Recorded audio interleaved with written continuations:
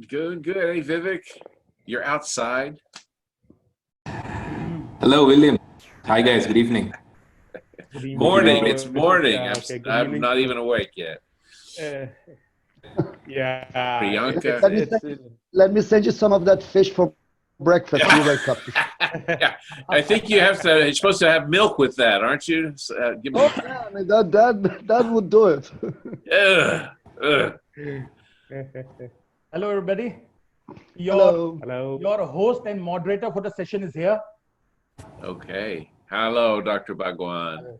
And Dr. Sinj? Yeah, yesterday we were facing a lovely face amongst us. Dr. Singh, she's right there in front of us. Yes. And let me have a count of our panelists. It's Dr. Cameron, it's Professor Cameron 1, Dr. Faridi 2, Dr. William 3, Dr. Vivek right from the UAE 4, Dr. Pastor from the Philippines 5, and Dr. Singh from none other than the lovely place, South Africa. So we have 1 more minute to go, and we have around 137 participants on board, and we also have with us the anchor.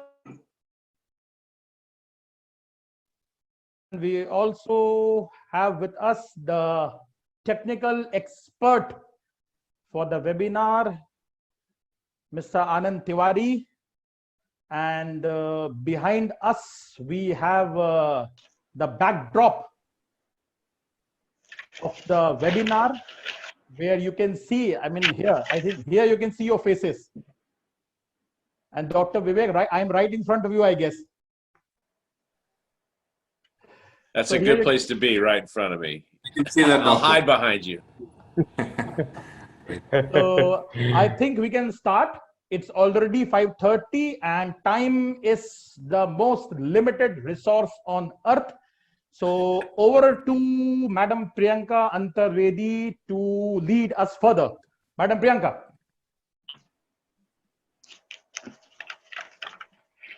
She needs to unmute. Yeah. Madam, you need to unmute yourself. Hear her dulcet tones. There we go. My laptop is a touch screen, so it got muted again. No issues. So, a very good evening to all the esteemed panelists, dignitaries, and participants. On behalf of Allenhouse colleges situated at Kanpur, Uttar Pradesh, India, I, Priyanka Antarvedi, Assistant Professor and PDP Trainer at Allenhouse Business School, welcome you all to this international webinar on impact of COVID-19 on the education sector across the globe and way forward. Allenhouse colleges, established under the aegis of Superhouse Education Foundation, owing to its consistent endeavor, has been ranked as the 5th topmost private higher education institute in the state by Education World India in 2019-20, and as the 6th best private institute in India by Times B School Survey 2019. It has also been recently awarded as the Outstanding Engineering and Management Institute for promoting industry academia interface at the 16th World Education Summit. Moving ahead on this journey of enriching our knowledge on the topic of this international webinar today, I take this opportunity to welcome our esteemed panelists from across the globe who shall bring forth their exemplary perspectives on the changing education landscape due to COVID-19. Our accomplished panelists for today are Dr. William E. Painter, Dean at the Westford Education Group, United Kingdom. He will be addressing us from the USA. Professor Cameron A. Batmanghlich, Full Professor of Leadership at Varna University of Management, Bulgaria, and founder and president of Eurasian Doctoral Summary Academy. He will be addressing us from Sweden. Dr. Mohammad Rishad Faridi, Coordinator, Faculty and Student Development, and Assistant Professor at the College of Business Administration, Prince Sattam bin Abdulaziz University, Al-Kharj, Kingdom of Saudi Arabia. He will be addressing us from Saudi Arabia. Dr. Pastor Reglos Arguelles Jr., Dean at the College of Computer Studies, University of Perpetual Health at Molino Campus, Philippines. He will be addressing us from the Philippines. Dr. Vivek Mohan, Associate Dean at Exceed College, Sharjah, UAE. He will be addressing us from the UAE. Dr. Upasana Gitanjali Singh, Senior Lecturer, Information Systems and Technology, University of KwaZulu-Natal at Durban, South Africa. She will be addressing us from South Africa. I also welcome the Honorable Campus Director of Allenhouse Colleges, Dr. Bhagwan Jagwani, who shall be the moderator of today's panel discussion. I request Director Sir to take the discussion forward. Thank you very much, Priyanka, for such a lovely introduction. Thank you, sir.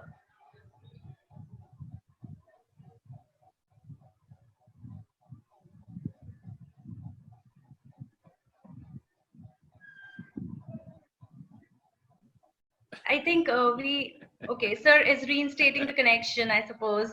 Yeah. So just a moment, we'll wait for him to reinstate.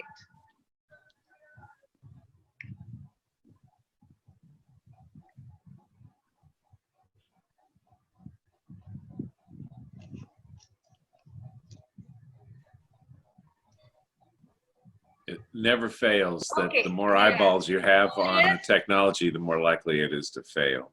Yes, I do understand. So shall we start it? And once he's It is back. quite ironic, though. It is. It's perfect timing. There he is. Shall we give it a start, and maybe sir can join us? Unmute there. I've already joined. Okay, sir. Technology is such a lovely thing that whenever Bhagwan comes on screen, technology plays its role. So thank you very much, Priyanka, for such a lovely introduction. And I welcome all the esteemed panelists from across the globe on this international webinar. Why we call it international? Because unless and until we get views from around the globe, it cannot be international. And all the panelists are from outside India, representing their countries. They will help us understand as to what impact COVID-19 has had on the education sector across the globe. So welcome you all. And I would like to start the webinar in a manner where I have certain questions on behalf of the education community as such. And I would like to ask those questions and solicit the expert opinion of, or the expert views of the panelists. My first question is to the panelists: what paradigm shift, if any, is there in the education sector across the globe due to the impact of COVID-19? I repeat, what paradigm shift, if any, is there in the education sector across the globe due to the impact of this pandemic? So I would like to have Dr. William Painter to start first. Dr. William, over to you. Okay, I'll try to make this as succinct as possible. I'm a historian. I'm a bit of a chicken among fish here. My PhD was in my MA was in medieval European history. My PhD was in early modern Renaissance. And I focused on education, the transmission of knowledge. And I can tell you there have been only 3 revolutions in higher education since the beginning of the University of Paris in the 1200s. Well, first was the University of Paris in the 1200s. Second was, and you have to think about what that experience was like for those students. You didn't just go pick up a book or grab some paper. Books were made of vellum. Pages were made of, took a flock of sheep to create a book. and they were all handwritten. So for a professor to communicate content to a student, they would go and they would sit in a room, and the professor would have a lectura or a lecture, and would read from Aristotle or somebody, Thomas Aquinas, whoever they were studying, whatever the course was. And the students would write down every single word. And some of the more difficult passages the professor would explain, and the students would write that down. So at the end of the course, they had a book. And at the end of their experience in the university, they had a library. All right, and each book represented a course. Then along came the print, in the 16th century. So you didn't have to write down a bunch of words and listen to a bunch of professors reading to them from Aristotle. They could just go buy a copy of it. And every copy was exactly the same because of the nature of print. And this was the second revolution, not so much the print, but the development of what was at the time called the Ramus method. And that is the outline. So for students to listen to a professor explain content, they would have Roman numeral 1, Roman numeral 2, the routine. We don't even have a name for it. It's just called taking notes. But at the time, it was the Ramus method, and it was a way for students to organize information and knowledge on a paper, on a piece of paper, okay, that you read from top to bottom, left to right, except for the Arabic world, of course, that they do it slightly differently. And to disseminate that information, so the students would still go to lectures like they did before, and professors would still read to them the lectura, the reading, okay? But the students would take notes. They had their own books. The third revolution is the one we're in right now, and that is the introduction of digital text and hypertext. And you don't have to read top to bottom, left to right, page after page. You can skip around. And that is a significant paradigm shift for higher education. Now, we still go to lectures. Universities are notoriously traditional and slow to change at all. And so we still expect students to come in and sit in the classroom, just like they did 800 years ago in the University of Paris. We haven't changed that much. But these incremental changes, these revolutions from print to digital text have fundamentally changed how we view education, how we view teaching. And universities have been fairly slow to adapt to this, to adopt these techniques. They like to, no university likes to be first. Okay? They like for somebody else to be first. Then they'll just jump in. COVID and the forcing of students out of the classroom is like learning to swim by throwing you in the lake. So a lot of these universities are scrambling now, trying to figure out how they're going to do digital education, what they're going to do, how they can imagine it, how they can reach students, how they can engage students. Questions that anybody who has taught online has been wrestling with for decades now. The digital education and online education is 30 years old. And so if you want to talk about a paradigm shift, that shift began happening in the late 90s when students began getting hypertext and we could send files to people and using technology to reach people. And we wrestle with that technology, just like this morning. It's like, okay, Dr. Bhagwan Jagwani, it's your turn, and blink, he just blinks out, and I have an old saying that, or it's an old saying for me, is that the more eyeballs that look at a piece of technology, the more likely it is to fail. And so if he's alone in his office, it's going to work all day long, but you get a crowd of people looking at him, and it's just going to fall over. Maybe it's a little superstitious, but we are wrestling with that. We're wrestling with how you're having to take people who are content experts, who are management experts or strategic management experts or financial experts. And we spend our lives and our passion studying these things. And then they say, okay, now you need to learn how to use a computer and learn how to use this IT and organize your class that way. And professors are like, well, I was a historian. What do I know about? And I had to learn about computers and IT and how to reach people and what expectations would be like. So I think in answer to that question, this is the third paradigm shift for higher education, that from the establishment of the University of Paris in the 1200s to print in the 16th century, to the advent of digital education, that the change and the shocking part of it is that they're all being forced to do it now.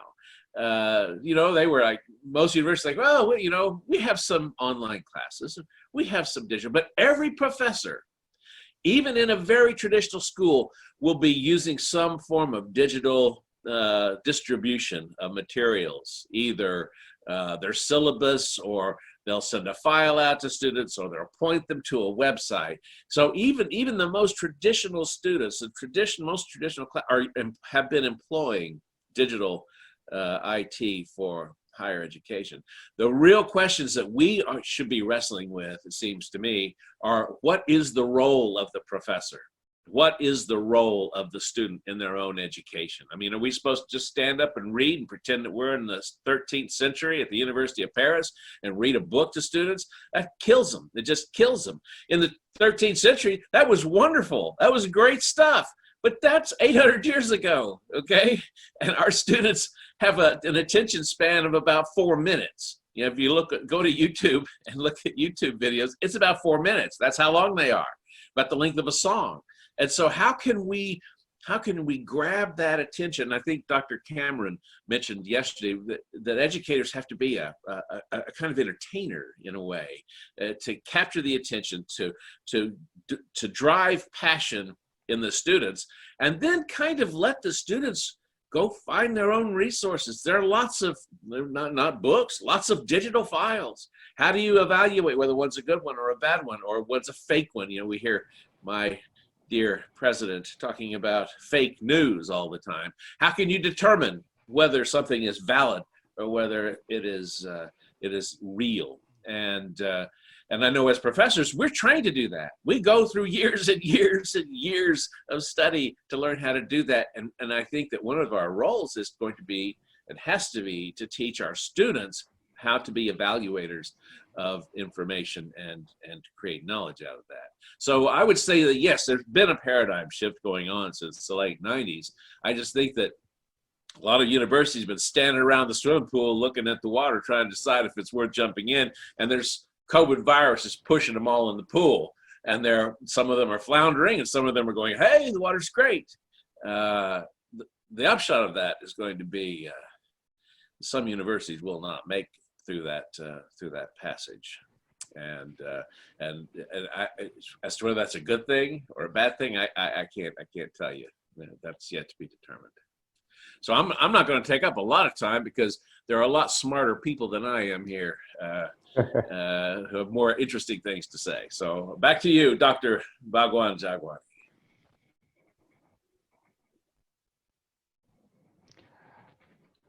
He's muted. So you'll have to Yeah, his microphone, yeah. So Unmute. Unmute.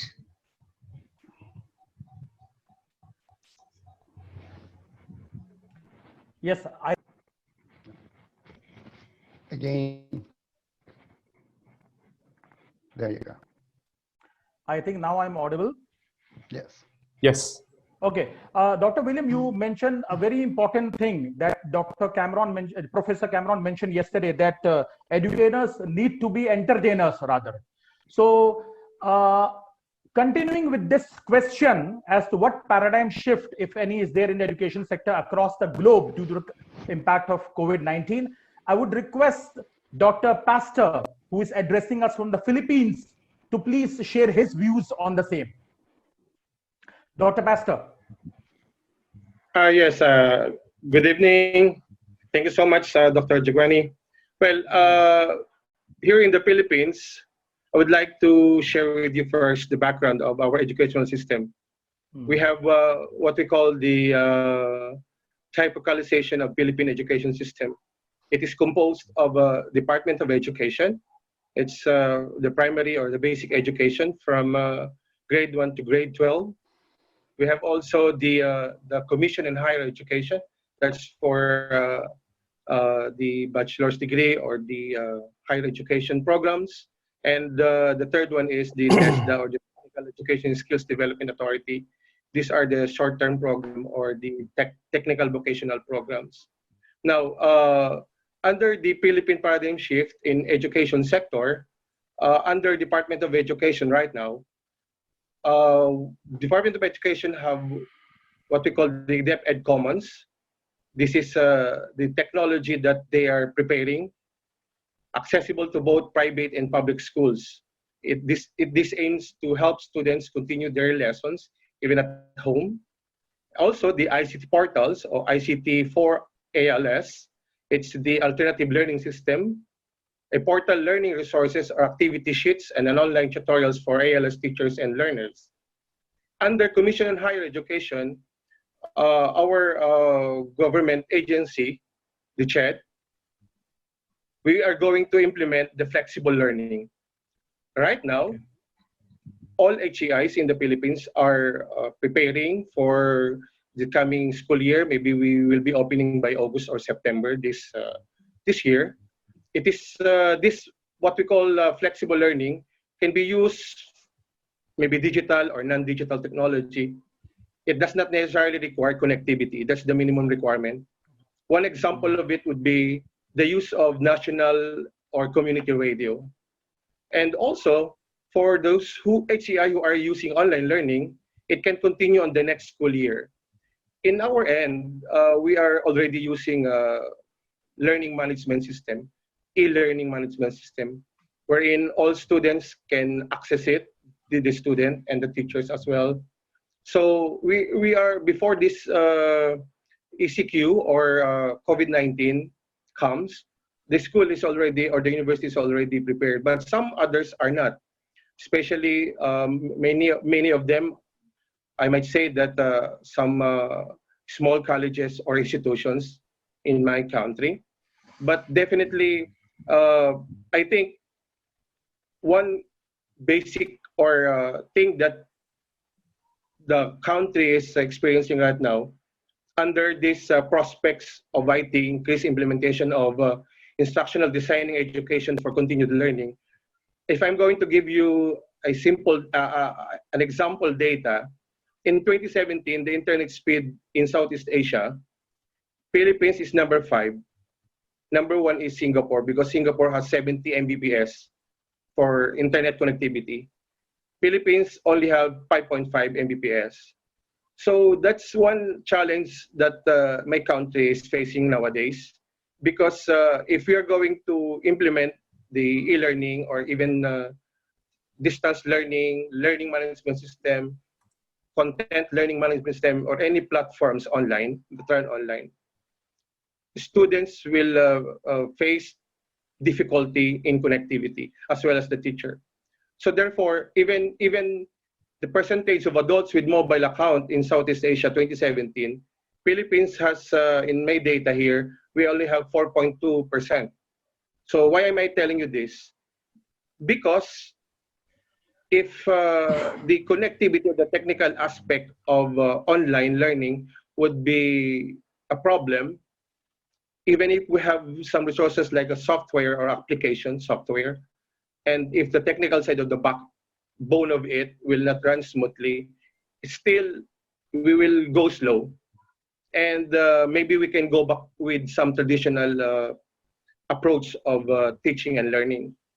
But for me, personally, this is my stand in terms of finding solution. Adapting online learning platform for use of smartphones, mobile phones, laptops, and other electronic gadgets, number 1. Second would be publishers should mobilize to open the digital textbooks and learning materials for basic education. And that's what we are doing now. The Department of Education is giving electronic books. In fact, 70,000 teachers are being trained already, and 1,700 personnel were also trained to create e-books. Third is national TV channels should broadcast educational TV for education, especially for those students who are in remote areas, who are living far from the city. Because the number 1 problem also is they have no gadget like my smartphone, mobile phone, laptop, and support and so on. So therefore, if the national TV channels would provide educational TV program for basic education, we can even they're working at home or even they are learning at home, it will become more productive in their end. Number 4 is, of course, the distance learning as means of mitigating for lost time in school. Of course, some of the universities or colleges or basic education institutions have those resources. And I might say that maybe they are lucky because they have already those technology in place. Now, in terms of changes that we expect in the skill requirements of students, for me, we are now facing the Generation Z or the Generation Alpha. These students are those children of millennials. They are more prepared for non-classroom types of learning as they grow up, adapt, even fearless in using technology. Classes can take multi-modal approach where they are looking for ICT platforms as well as television and radio station. Even the regular classroom learning for higher year students in specified subjects that did not require much teacher-student interaction. In other words, these millennial students can adopt easily the technology. Well, the challenges in integrating ICT in today's educational system, for me, lack of clear-cut guidelines from some agencies, maybe, the implementation process of some ICT courses. And the second would be the insufficient facilities in the government. Third, instilling in teachers and instructors the importance of their role in implementing ICT-based learning in order to improve students' capability and skills. And number 4, I might say lack of instructions with the knowledge and skills in ICT. So it's a big challenge from our government to mitigate this problem. But of course, to promote technical training with the teachers. And I believe it is now being implemented or paid attention by our government agencies, especially in basic education.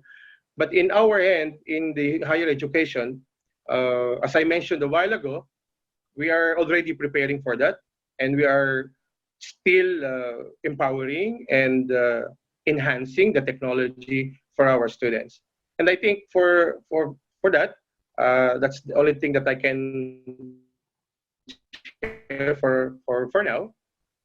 And thank you. Thank you, Dr. Pastor. Very pertinent points were shared by you, particularly related to the effective implementation of the ICT system. And you also mentioned community radio, and I do understand that in some countries they have even used the national television to broadcast the lectures. But knowing that the countries differ in their demographic features, so how do we do that? That is something that academicians belong to that particular country need to understand. Now, to continue the proceedings, we have some questions raised by the participants, and I'll take those questions because I know that most of those questions, much of the deliberations are yet to take place related to these questions. So I'll just share with you questions that are related to the discussion that has taken place till now. So there's one participant, Saurabh Singh, who has asked the question, how much is pandemic effect, or rather, let me rephrase it, that how much the current pandemic affects traditional learning in the manner that we are transforming to digital learning. So in other words, what is the impact on the traditional learning, and how far you think that traditional learning will be promoted to digital learning, or probably paving way for digital learning? Requesting Dr. Painter to please answer this question. Well,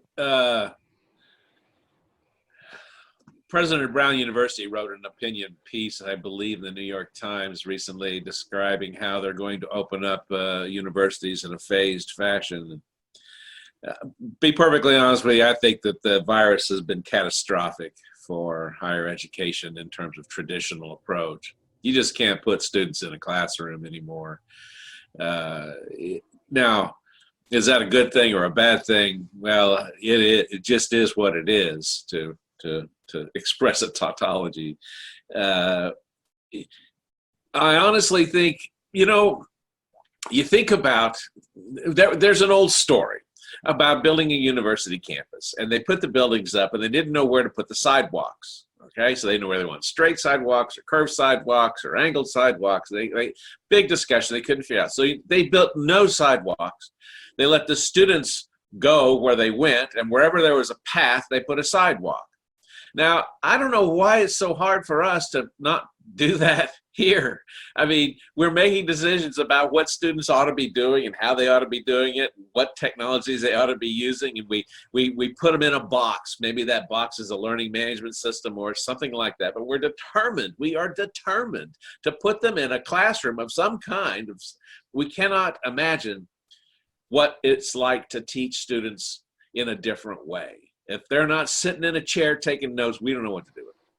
And so I think that when you say, well, is it going to change higher? It is a catastrophe for higher education. I'm not sure how things are going in other countries, but in the United States, we're looking at large numbers of universities closing. It's like the dinosaur, it's like the dinosaur. They're seeing that big meteor coming down. And they're going, golly, maybe we should think about something besides classrooms.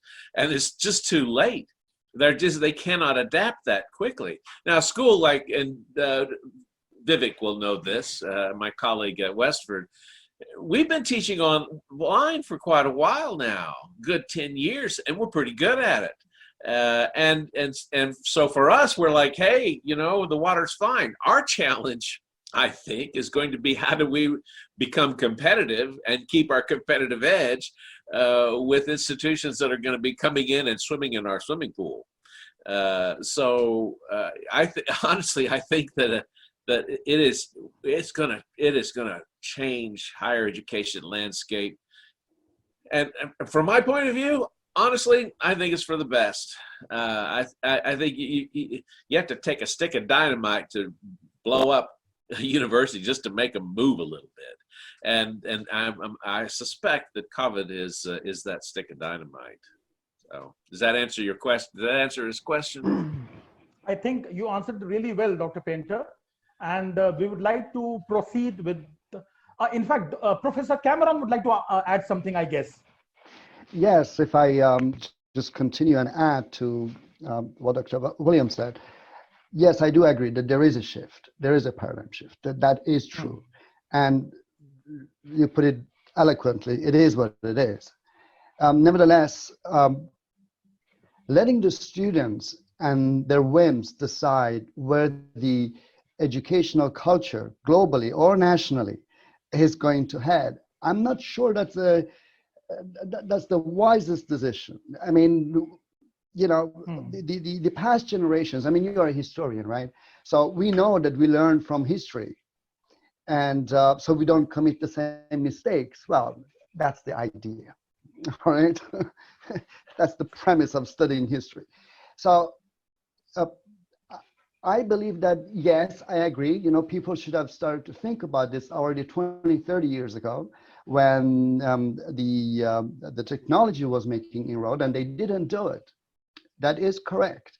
Nevertheless, I believe that we are being a little bit too pessimistic in the sense that my sense is that there is such a hysteria going on about this, COVID-19.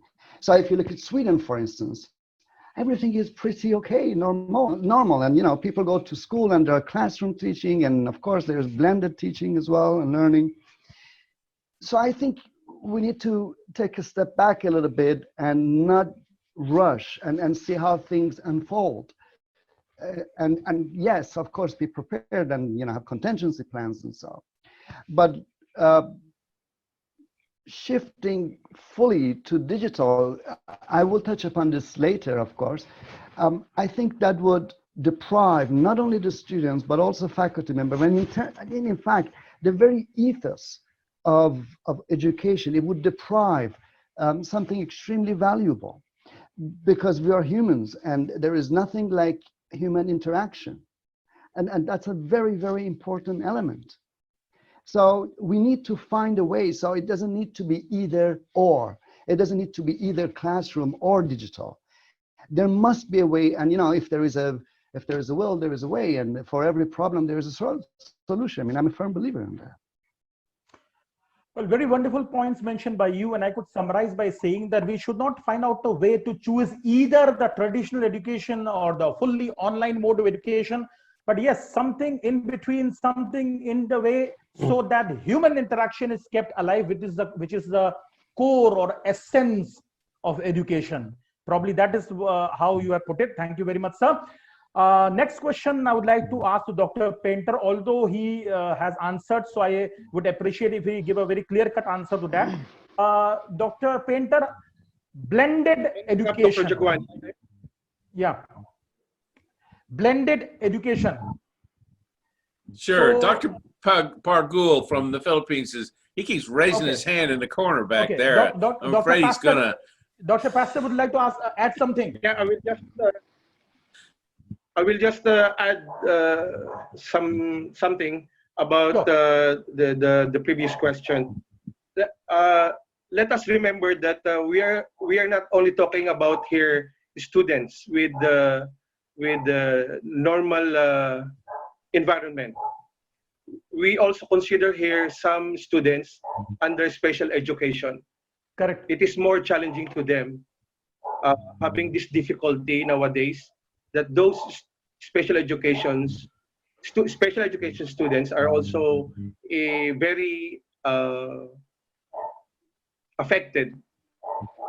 Normal students can maybe adjust thoroughly, but special education students, maybe we can have some discussions later on about that. I would like to give you some point about that particular part of our society, the special education students. Thank you. That's a very pertinent point made out by Dr. Pastor, that most of our discussion relates to majority of the students, but yes, we do have specially able students, and we need to understand as to what would be the strategy to ensure that learning takes place amongst the specially able students also. And as promised by Dr. Pastor, he would come back to us on this particular aspect a bit later. So now I would like to ask another question, and this I would ask from Dr. Faridi from the Saudi Arabia. We are noticing a shift from traditional education to online education. Maybe we are in the blended mode, or maybe we are in the transition. So Dr. Faridi, what are your expert comments on the efficiency of learning in this changed model of learning? I repeat, what are your expert views on the efficiency of learning amongst students in this changed model of teaching and learning? Dr. Faridi. Thank you. First of all, I should thank Allenhouse colleges for giving me this opportunity, and to Dr. Bhagwan for giving me this invitation. So I just want to, it's a very important question as of today in academia, discussing about what's the shift taking place and how that behavioral impact is taking place. So I have made a couple of slides which will have a good visualization for that. So I'd like to share my screen. So give me a second. So let me share the screen with you. Can you see this?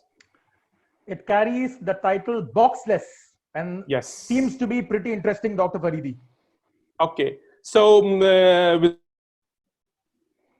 without further talking, I just want to give you just a brief about it. Why I'm calling it the boxless is because it's we had like in 1950, 60, we were always faculty was always talking about focusing about, okay, we should be a good thinkers. And then in 1980s, 90s, 2000, it came the impact of think of the box concept, where you have to think about what is outside. You don't go to the right frame, you go to the different approach, take a U-turn, be more linear thinker. And now it's a time for a boxless, where it's open sky, moonshot thinking concept. It's no more the linear thinking, it's more of exponential. So I just quickly go to the next slide, where I want to talk about the changes taking place in today's business, in today's environment. And I have jotted 4 changes: the business change, right, the way we are doing trading, commerce, etc., social change, the society, the communities interaction, the stakeholders interaction, then environmental changes. Environment can be the natural changes, the micro environment changes can be the macro environment, the economic, the political, geopolitical, etc. And then the technological changes. The technology changes talks about how the ability of having a technology which will be making our life easier, right? So I have these 4 points. So I want my attendees, could you put them into the descending order? Which is the most, which change is the fastest and which is the slowest among these 4? Can you do a poll for me, please, if you have that opportunity?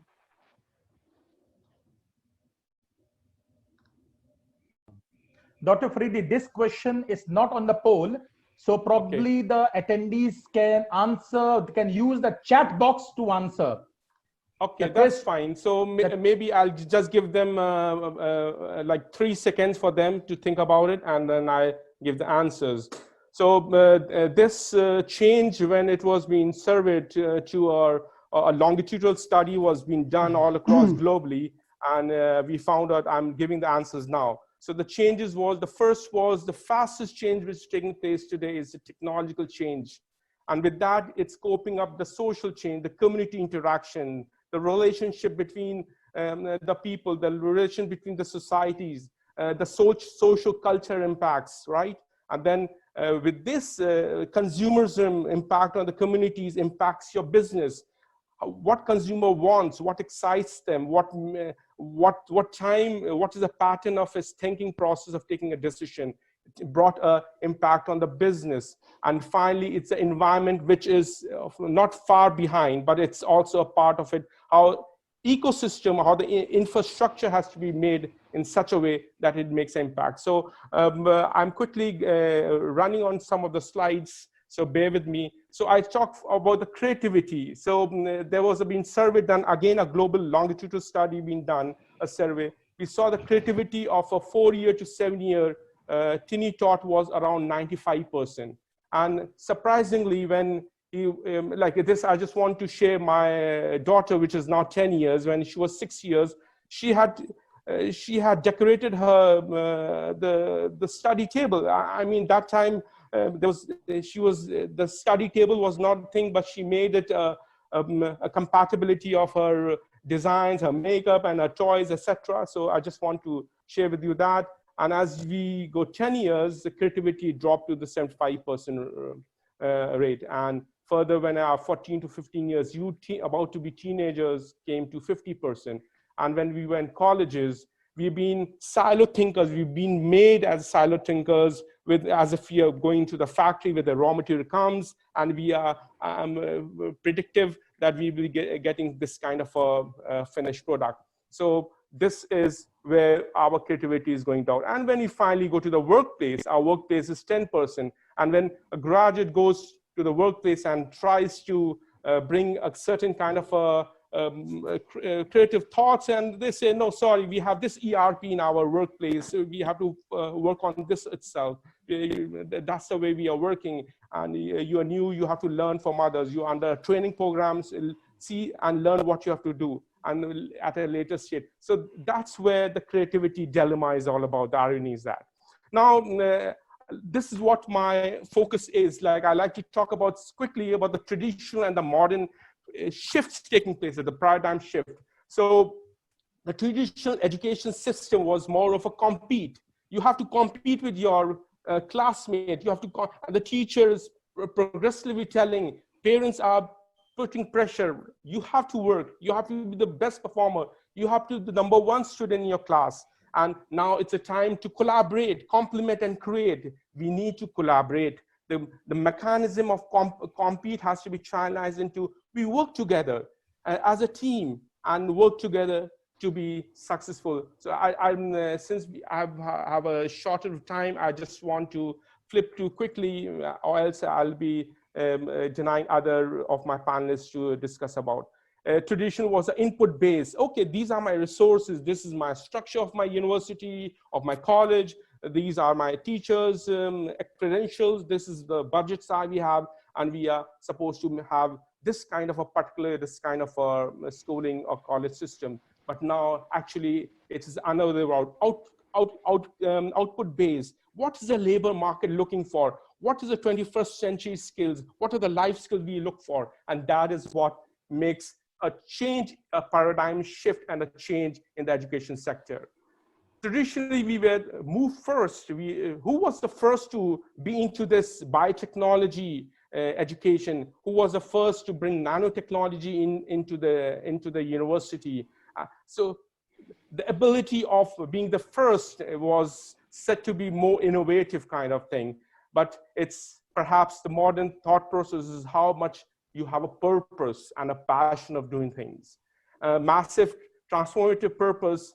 There's a book of exponential organization by Ismail. In 2014, he talked about the concept of MTP, and where the MTP, he talked about the 100 startups, how these 100 startups became the unicorns in the world. And what was that inspiring tagline of these MTP, which made them, and they had a very detailed discussion about these 100 startups, how they became the unicorns. And they found that all these 100 companies had a very high intensity of MTP. I'm not going to detail about MTP, but just want to know MTP is it's not a mission, it's not a vision, it's not a strategic plan, it is more of an aspirational tagline. For example, the Google aspiration tagline is like organizing all world information. So this has been a very new thing in terms of getting that exponential growth.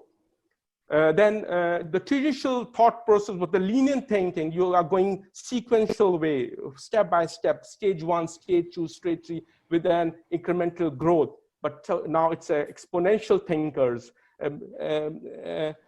blue sky thinking, moonshot thinking concept. We are not thinking about increase of your knowledge base by say 5% or 10%. It's like how many times you have improved your knowledge and how you are able to apply that knowledge with that wisdom capabilities. Then the traditional was thinking about, okay, we are traditionally working on this certain kind of a curriculum, how we can break this and be into an outbox curriculum. But now it's a boxlex, it's actually a moonshot thinking. Creativity, as I told you, sorry about that, creativity, as I told you, is mean more radicalized, it's been more, it has been topsy-turvy into us in a different perspective, and creativity is not being evidence-based that this pattern of a human being or the traits can be more creative. Creativity can come from any across the board, irrespective of the age factor, educational factors, etc. So this recognition of radical creativity is in these days. Then I'm talking about the traditional, it was a methodological transformation where you're transforming the processes, systems, the people, reskilling them, de-learning and relearning them in order to work in a different transformational way. But it's more of a metabolic transformation. It is more of a radical where, example of a caterpillar, how the caterpillar insect radicalizes, it turns into a liquid state and cocoons itself and makes it a butterfly. That cognitive diversity is been instilled in today's modern education. Tradition was, it's more teaching, learning, lecturing, facilitation. Now it's modern learning, it's more self-discovery. It's a lifelong learning, not just for the learner, it's a lifelong learning for the faculty, lifelong learning for the parents to cope up what is new coming up, life learning for the researchers as well as the leaders. So it's a lifelong learning for all of us. Earlier, it was said to be the teacher-centric, student-centric environment, but now it is, from the supply chain perspective, it is the more of a channel master of the nucleus-centric or the pivot-centric, which impacts acceleration of your growth, of your learning, is what is that centric your education has to be. Tradition was a typical customer service concept where you are satisfying your learners, your students, but it's more today is more on compassion. Your compassion has become a very competitive advantage. You're shifting yourself from that from the sympathy to empathy and to that compassion perspective. Outcome-based learning validated by certain decisions. Okay, so since you're able to take these decisions of, say, accounting decisions of your budgeting, okay, you can be a good accountant. But now your outcome-based learning outcomes is more demonstration-based.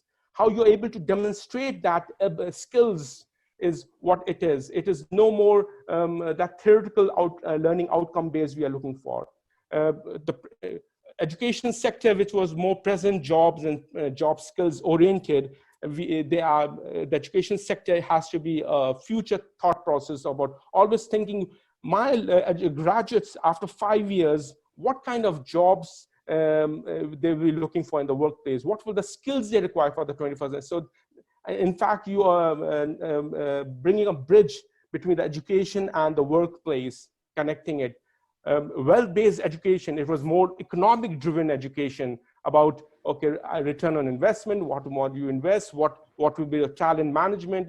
You're seeing your, as a learning nation, how much you look for it. But now it is becoming a wisdom-based education where it's, as my colleagues had talked about, the impact of the experience, impact of philosophy, anthropology, humanism, human impacts, spirituality all coming into it. Then tradition was a mentor, coach, counselor. These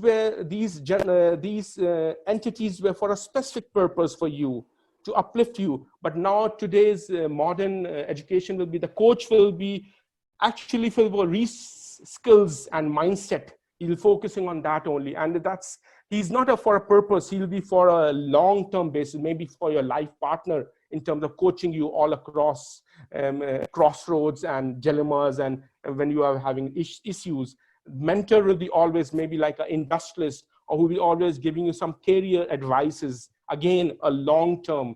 Counselor is just when the student was improving his skills, and he's working in a career with a workplace now. His family life, relationship with his husband-wife relationship, and the relationship in the community. So this will be a lifelong relationship, and these people will be important.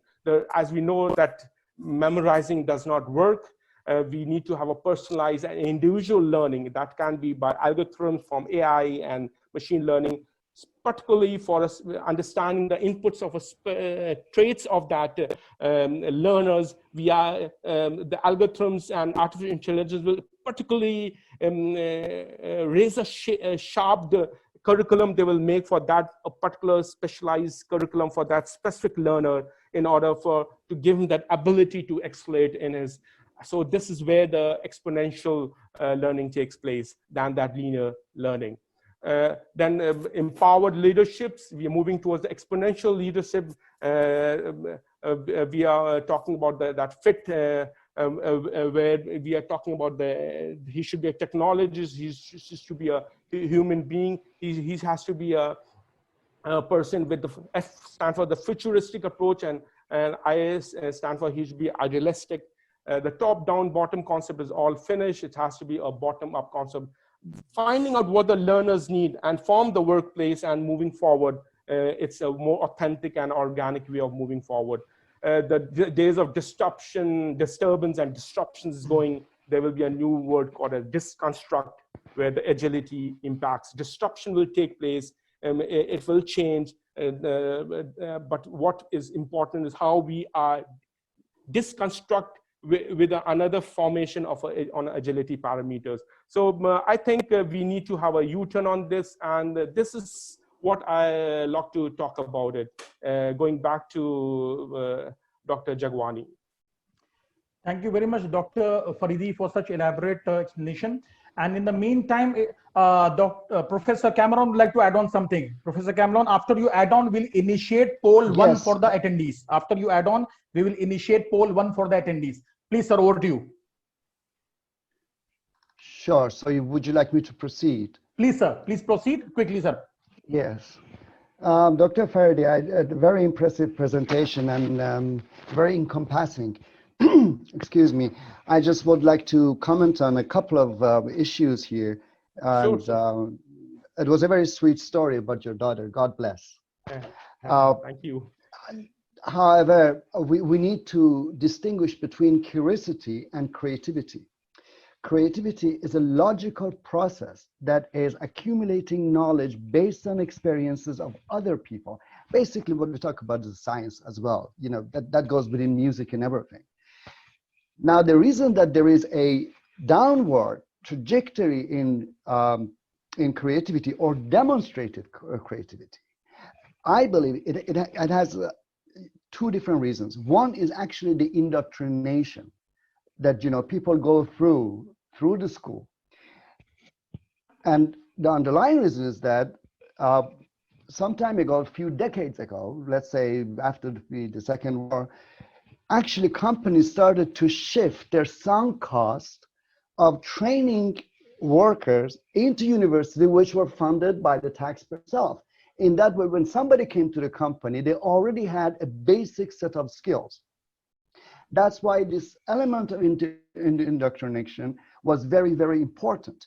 And so it was, and also it was not about so much competition, but it was about standardization. That's why, you know, people were so obsessed with grades. So what do we do now? Do we let loose everybody and then just have them sing their own tune, or do we actually believe in a structure in the society without, of course, crushing you know, people's, as you mentioned, creativity or their sense of curiosity, which is always there. So there was another thing that I wanted to mention. Oh yes, another important thing that I have noticed in all the countries that I worked, you know, within universities, when people talk about educational system, they only, seems to me or appear, that they only mention and refer to the Western educational paradigm. Now think about this. We talked about the Paris University during the 13th century, right? But before that, there was a robust educational system, although informal. It was not as a formal institution, so to speak, but informal. And there was so much research, and there were actually many theories. So if you look at and you read Avicenna, for instance, and his thoughts and ideas about what education is about and how to go about it and how to actually gain new knowledge. So I'm to say that perhaps we should start looking at other traditions and other cultures beside the Western you know, educational system. Incidentally, when you start looking at the Eastern way of thinking about education and research and gain new knowledge, then you inevitably get into post-materialistic science, where actually intuition and spirituality comes in. So if you notice, for instance, or I noticed, the way researchers, you know, you know, authors write, for instance, from Russia, it's quite different than the Anglo-American tradition, because for them it's more like a narrative, whereas in the West, in the Anglo-American tradition, everything has to be, you know, statistics and going strictly by the scientific method. My point is that if we start to look at a different paradigm, educational paradigm, beside the Western one that has been kind of quite structured, elaborated, and worked on, then perhaps maybe we can discover fundamental answers to what this paradigm shift is going to take us and learn from there. So these were my points. Thank you. Yeah, you're right. You're right, Dr. Cameron. Like that's what the diversity is all about, and you see that the Western universities have Far East satellite campuses also to bring that diversity of embracing various cultures, cross cultures all together. And it's as I tell you that it's been more economic driven than the wisdom driven. So there it's perhaps a trade-off, and where's that imbalances comes up. But thank you, Dr. Cameron, for your thoughtful insights. Thank you. I'm not so sure that, you know, the presence of campuses around the world, for instance, from various universities, British universities, French universities, or American universities, or Canadian universities for that matter, or Australian one, I don't think that translates into embracing diversity. I'm not sure about that. One of the reasons is, for instance, you will see many researchers from non-English speaking countries, they have a hard time to publish their papers. So where is diversity there? Or if you, for instance, or if they submit a paper for publication, if it's not exactly according to the structure that is instructed by the journal, it will not be published.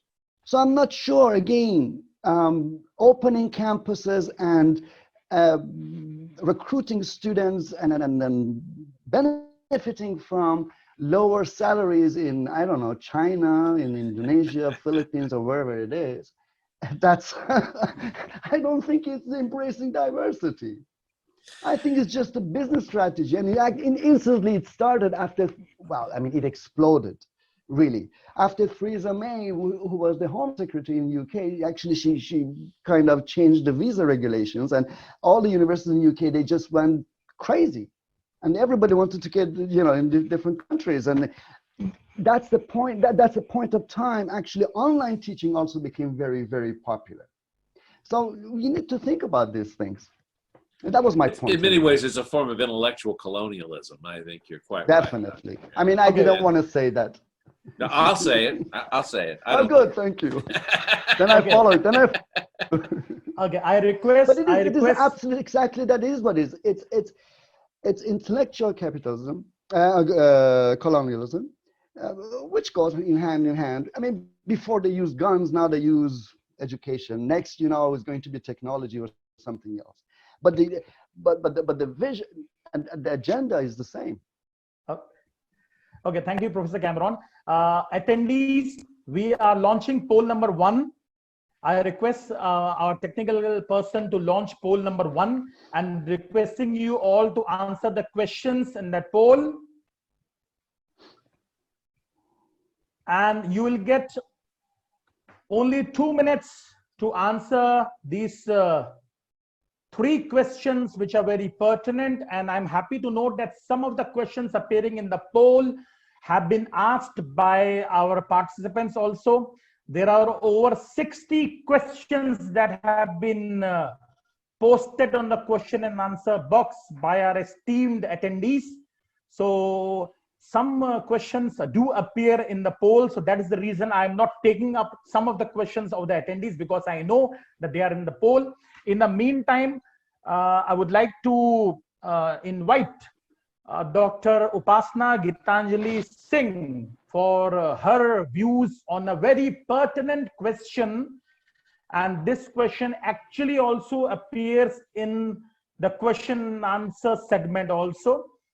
So Dr. Upasana, the question for you is, what are the prospects of increased IT implementation and instructional designing in education for continued learning?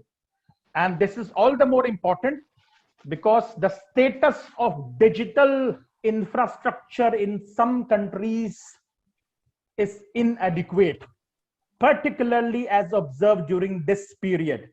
So what are the prospects of increased IT implementation and instructional designing in education for continued learning? And what about the status of inadequate digital infrastructure in some countries? Over to you, Dr. Upasana. Am I unmuted? Good afternoon, sir. Good afternoon to the respected panel members, honorable VCs, esteemed guests, dear students that are attending, family, friends, and colleagues who are tuned in. I would like to express my sincere gratitude to Allenhouse colleges and in particular Dr. Batmanghlich for arranging this event and inviting me to participate.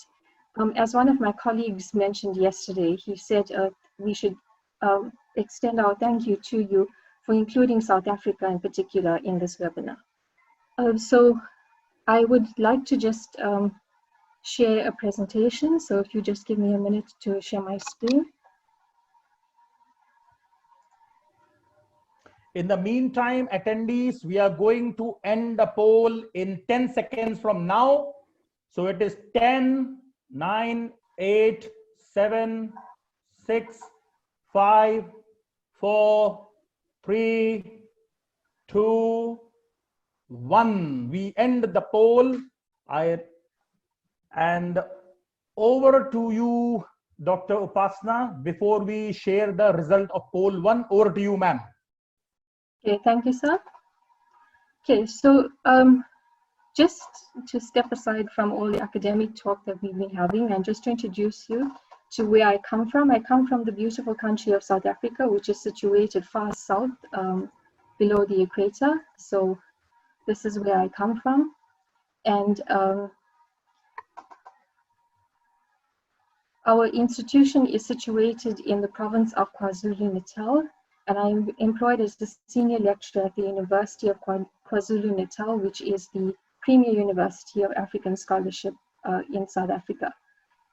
In particular, I come from the beautiful city of Durban, so I hope that someday in the future we will be able to host some of the attendees or even the expert panelists that are participating today. Our university boasts 5 beautiful campuses. Each one of them houses different colleges with different disciplines. And I come in particular from the Westford campus, which is this campus below. I'm based in the discipline of information systems and technology, and much of my research focuses on the implementation of technology in education, which has been my passion since my master's studies. So just to provide a little bit more context, UKZN has approximately 50,000 students across the 5 campuses and 1,300 academic staff. So here we have a typical first-year class of students who are registered in the Faculty of Commerce. And as you can see, we deal with large numbers. So typically our first-year intake at Westford campus is between 700 to 900 students per year. This will give you an idea of the impact of the COVID-19 pandemic on higher education institutions such as ours in the African countries. So to better understand the prospects of increased IT implementation and instructional design in education for continued learning, I just want to share with you some preliminary findings, which are unpublished results from an international research project I am currently heading on the impact of COVID-19 on academics and higher education institutions. This project initially focused on the impact of higher education institutions in Africa, but has expanded to other countries following interest from many of my colleagues. So if any of the attendees or any of your institutions are willing to participate, we'd welcome you to join us in this study. One of the key questions we asked was, what is your primary method of teaching that you adopted at your institution? And we tried to classify this into prior to COVID and during the COVID. So in the top graph here, you can see we're speaking about the developed countries, and right now the numbers may not equate because data collection is still in progress. But interestingly enough, if we look at the comparison to the developing countries at the bottom, which is the second graph, we have seen that both countries have experienced the same sort of panic shift to online teaching, which clearly demonstrates that academics worldwide are experiencing the same phenomenon. Those who have had no training in instructional design or experience, for example, or no experience with online learning tools, methodologies, are suddenly being forced to adopt online teaching, learning, and assessment methods. However, what is becoming increasingly evident as the data collection progresses is that academics in developed countries seem to have more proficiency in adopting these online teaching methods, and this can be seen from the graph on the top.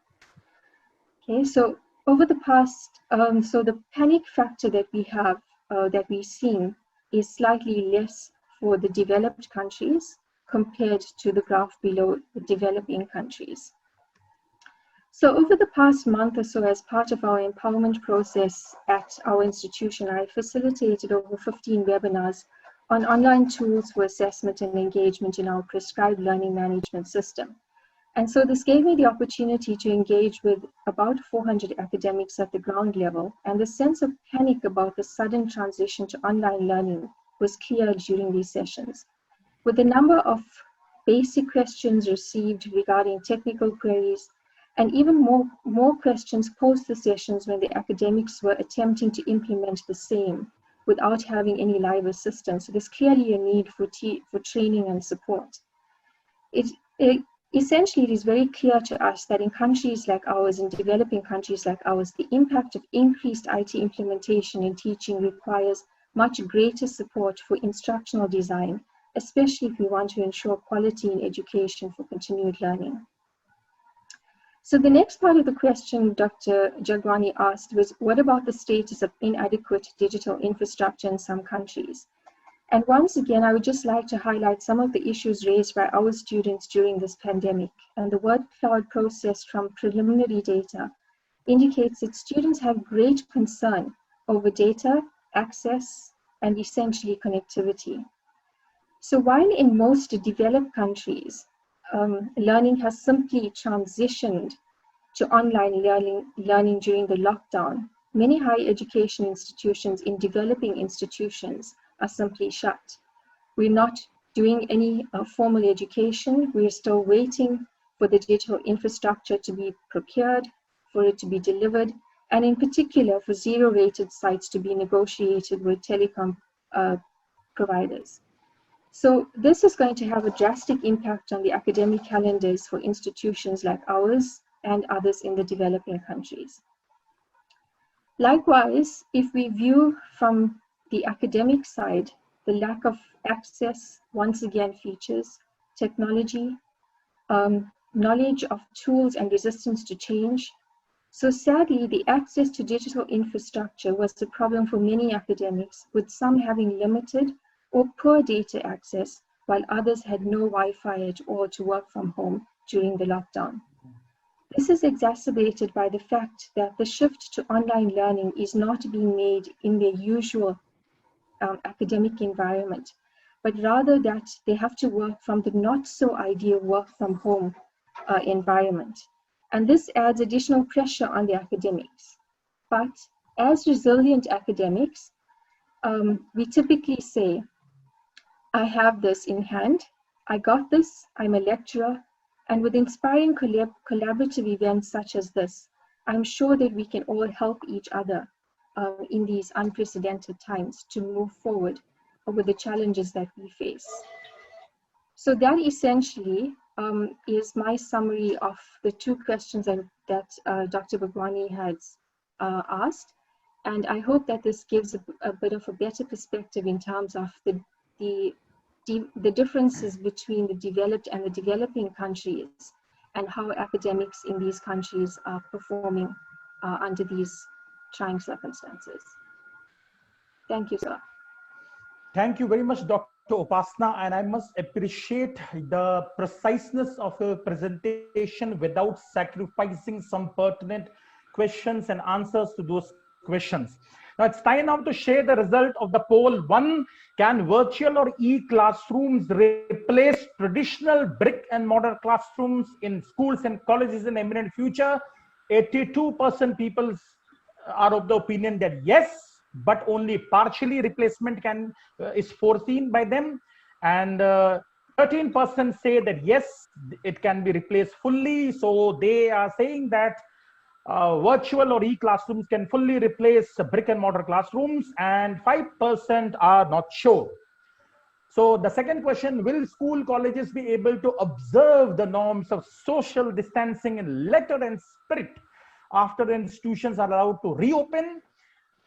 46% people are of the opinion that yes, social distancing norms shall be followed, but not on a sustainable basis.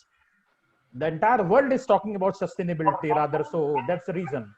And 37% say that yes, on a sustainable basis, and 17% say cannot say, they are not sure. And the third question of poll number 1, Will school colleges be able to restore full confidence in parents to send their ward to attend a school college after restrictions are removed?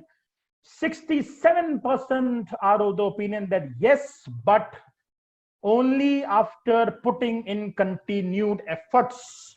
And 20% say no, because full confidence cannot be restored. And 13% are of the opinion that yes, without much efforts.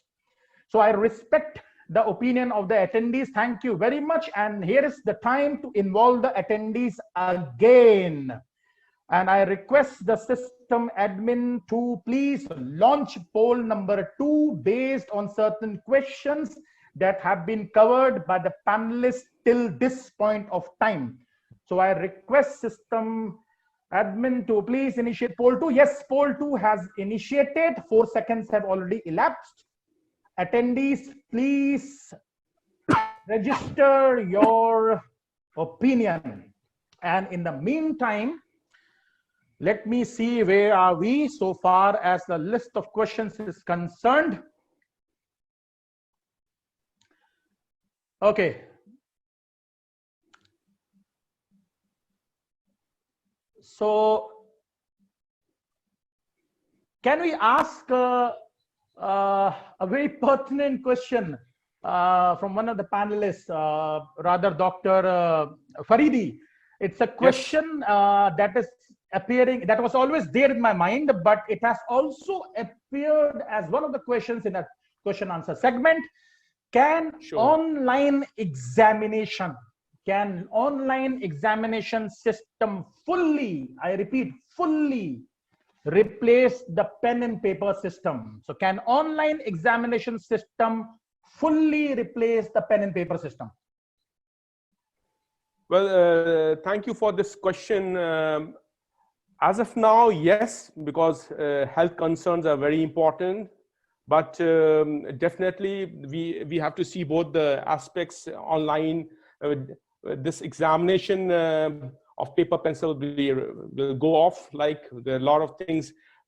In fact, there will not be any examination in the future. Actually, the students are just like becoming like patients. You know, in the hospital, you go, you get thousands of tests being done. And by the time the test results are there, there's something else with the patient. So, you know, the future examination will be all over. What I feel is there will be microchips in our systems. Access to the knowledge will be abundant. What will be the test will be how you are a problem solver in complexities, how you are adaptive to certain situations. And that will be your real examination. So I think this all will be going out. I just want to show a screen, if you don't mind. Just, you know, I have made one which talks about the examination. So just give me 3 minutes to share about this. The examination will be just a minute. Yeah, the examination is becoming like patients, free exam. Students will become like patient-free examination. 90% we ask in the test, we'll find it very easy. Our brain will be having synthetic neurocortex probably by 2028, where like there will not be any, you will not be testing with the machines, learning. There will be something called as a learning for life. And that's what I think about. That will be coming soon. I don't think so there will be any examination in due course of time. That's what I can say about. Dr. Faridi, as one of the takeaway of the answer given by you to my question is that you made a very remarkable statement that there aren't going to be examinations in the imminent future. So yes, exactly. This will be happening. Your examination will be on the real time at the workplace. That will be your examination. That's what I want to talk about. How good are you the problem solver? I can understand your point of view, because I have read a couple of reports where experts have shared similar views. So it's time now to share the result of poll number 2, which were primarily based on certain questions and deliberations covered by Dr. Upasana. What was your primary method of teaching prior the COVID-19 pandemic? So 62% of the attendees have said face-to-face, 26% of the attendees have said blended, that is a mix of both face-to-face and online, and 11% of the attendees have said online. So what we foresee in the imminent future is that when the same question is repeated after some time, so probably online would gain the majority of votes.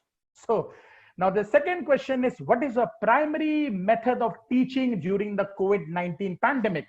So during the pandemic, the primary method of teaching, 84% have said online, and 8% have said blended, 4% have said face-to-face. I really wonder as to what are these districts or countries or places. And then 3% say none, because we were under shutdown. And question number 3, was your move to a different teaching method optional during the COVID-19 pandemic? So was your move to a different teaching method optional? So 61% of the attendees have said yes, and 39% of the attendees have said no, it was not optional. So I really wonder that if it was not optional, then what was it? Now question number 4, what is the effectiveness of online teaching? Now a very important question. In fact, I asked this question to one of the panelists. What is the effective of online teaching as compared to classroom learning? 45% of the attendees have said that online teaching is less effective. Nearly 50% of the attendees have said that online learning is less effective. 35% have said that both methods of online as well as traditional have more or less the same level of effectiveness. And 13% are of the view that online learning is more effective. And yes, the 8% are saying that they are not sure whether which method is more effective as compared to the other method.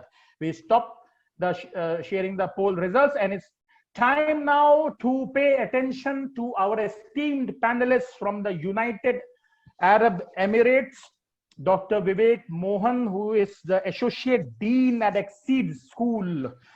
Dr. Vivek, this is a very pertinent question, and in fact, a question again appearing in one of the chat, in one of the questions asked in the question answer segment. Student migration for education purpose. So the question is, study closer to home. Is this the new normal, to study closer to home? Do we see this happening?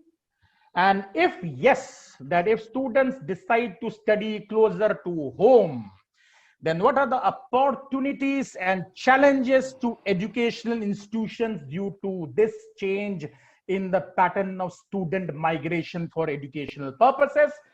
Over to you, Dr. Vivek Mohan. Thank you, Dr. Bhagwan. Copy that. I hope you guys can hear me loud and clear. Yes. Thank you. Right. So first of all, I'd like to thank you for inviting me to the very stimulating discussion, Dr. Bhagwan, and it's very well organized by Allenhouse. I can see that there are about 212 odd attendees. That's brilliant. Dr. Bhagwan, well done. You're very persistent, as I'm aware from our previous collaborations. And I'd like to say hello to the panel members, Dr. Faridi, Dr. Pastor, Dr. Upasana, and Dr. Cameron, and of course William. I hope you're doing great, William. We go a long way back, so yeah, good to be here first of all. And yeah, just to answer your question, Dr.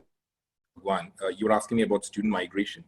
I'll just try and connect this, first of all, from my experience, because I've got to make this point, which I think is pretty valid. I myself was a migrant student about 12, 13 years back in the UK, where I ended up teaching in the university after my PhD there. So I've always believed that migration is really an opportunity to dabble, in different cultures, and I'm sure everybody agrees. And even all the attendees here, shout out to all the attendees from wherever you are. I've always believed it's an opportunity to dabble in different cultures, not just in terms of the education, but in terms of the cultural, the aspect which is also there. So the COVID scenario has really brought about the situation where that's not happening anymore, right? So that's probably one thing I feel that people are going to lose out. And I just want to go back to, I think it's Dr. Cameron who was mentioning about what did happen in the UK and the visas and the systems where they had closed down. And ironically, I think pretty recently, they had brought back I'd say it's ironic because of the COVID that has happened. Just before the COVID, I think they had brought back the visa extensions and post-study work visas, which in an effort to bring up the, their input of foreign students. And it's quite ironic because after that COVID happened, so probably the income from international students for a couple of intakes would be zero because you can't travel, But then again, these are things that, we are really aware of. Now, interestingly, I want to bring up a point here, which I was reading yesterday, in fact, and it was, I think, the Vice Chancellor of Cardiff University in the UK, who was saying that, and this is pretty new knowledge for me, and, all the income that they get from the international students, it's so huge that they transfer it to research fund, for research purposes. I don't know if you guys were aware, but it was really new knowledge for me because I knew that, the income that's there, it's predominant that you get from international students, but they transfer it for what is called as an RAE, which is the research assessment exercise, which is really based on which the universities are ranked in the UK, right? So I'm just talking from perspective of UK education because I've been very closely related to that. So now what they're fearing is most of the universities and their research funding being brought back to maybe 5 or 10% or maybe even zero would have to close down. So I feel the damage is already done for a lot of institutions. Even being it pretty blunt, but I feel it's already done. So I feel with regard to what you are asking, Dr. Bhagwan, I feel that there's one important takeaway though, but before getting to that, I feel that, universities affiliated to UK, US, or the European universities, second or third world countries can have something out of this, and I strongly feel that, and I would like to have the panelists' opinion on this. You have a lot of foreign universities which are highly credible and which students want to go and study, and the COVID situation has kind of directly impacted that for genuine students who want to study and then who want to dabble in different cultures. So now the opportunity here is, I feel, is for second and third world countries, which can actually have validations and partnerships with the best of the universities from abroad or around the globe, and in that way can help really students, satisfy their dreams of maybe studying in a top 10 university, or maybe studying in a top 50 university from around the globe. So I feel that's one. Not good thing, you can't put it that way, but I feel that's one opportunity that second and third world countries have at this point of time with regard to getting educated in different countries. And I'm sure a lot of people, a lot of the younger generation are pretty ambitious to go out and try different cultures and go out and get the education, and now it is quite affordable with the bank loans and the student loans and educational loans and the systems and the setup that they have in all these countries. So, you know, COVID has happened. I'm not going to get into the technicalities of that and what students might be facing, but I'm of the impression that the damage has already been done for a lot of these countries. I think moving forward, we have to be very optimistic, just putting it very simply. And you have to embrace the rejuvenated principles of cooperation and coexistence, you know, with university affiliations, you know, and whatever positivity that we can have at the time of crisis. And I feel one important thing is, again, my takeaway from all of this is, and I've been closely watching and following all the presentations done by the eminent professors and panelists here.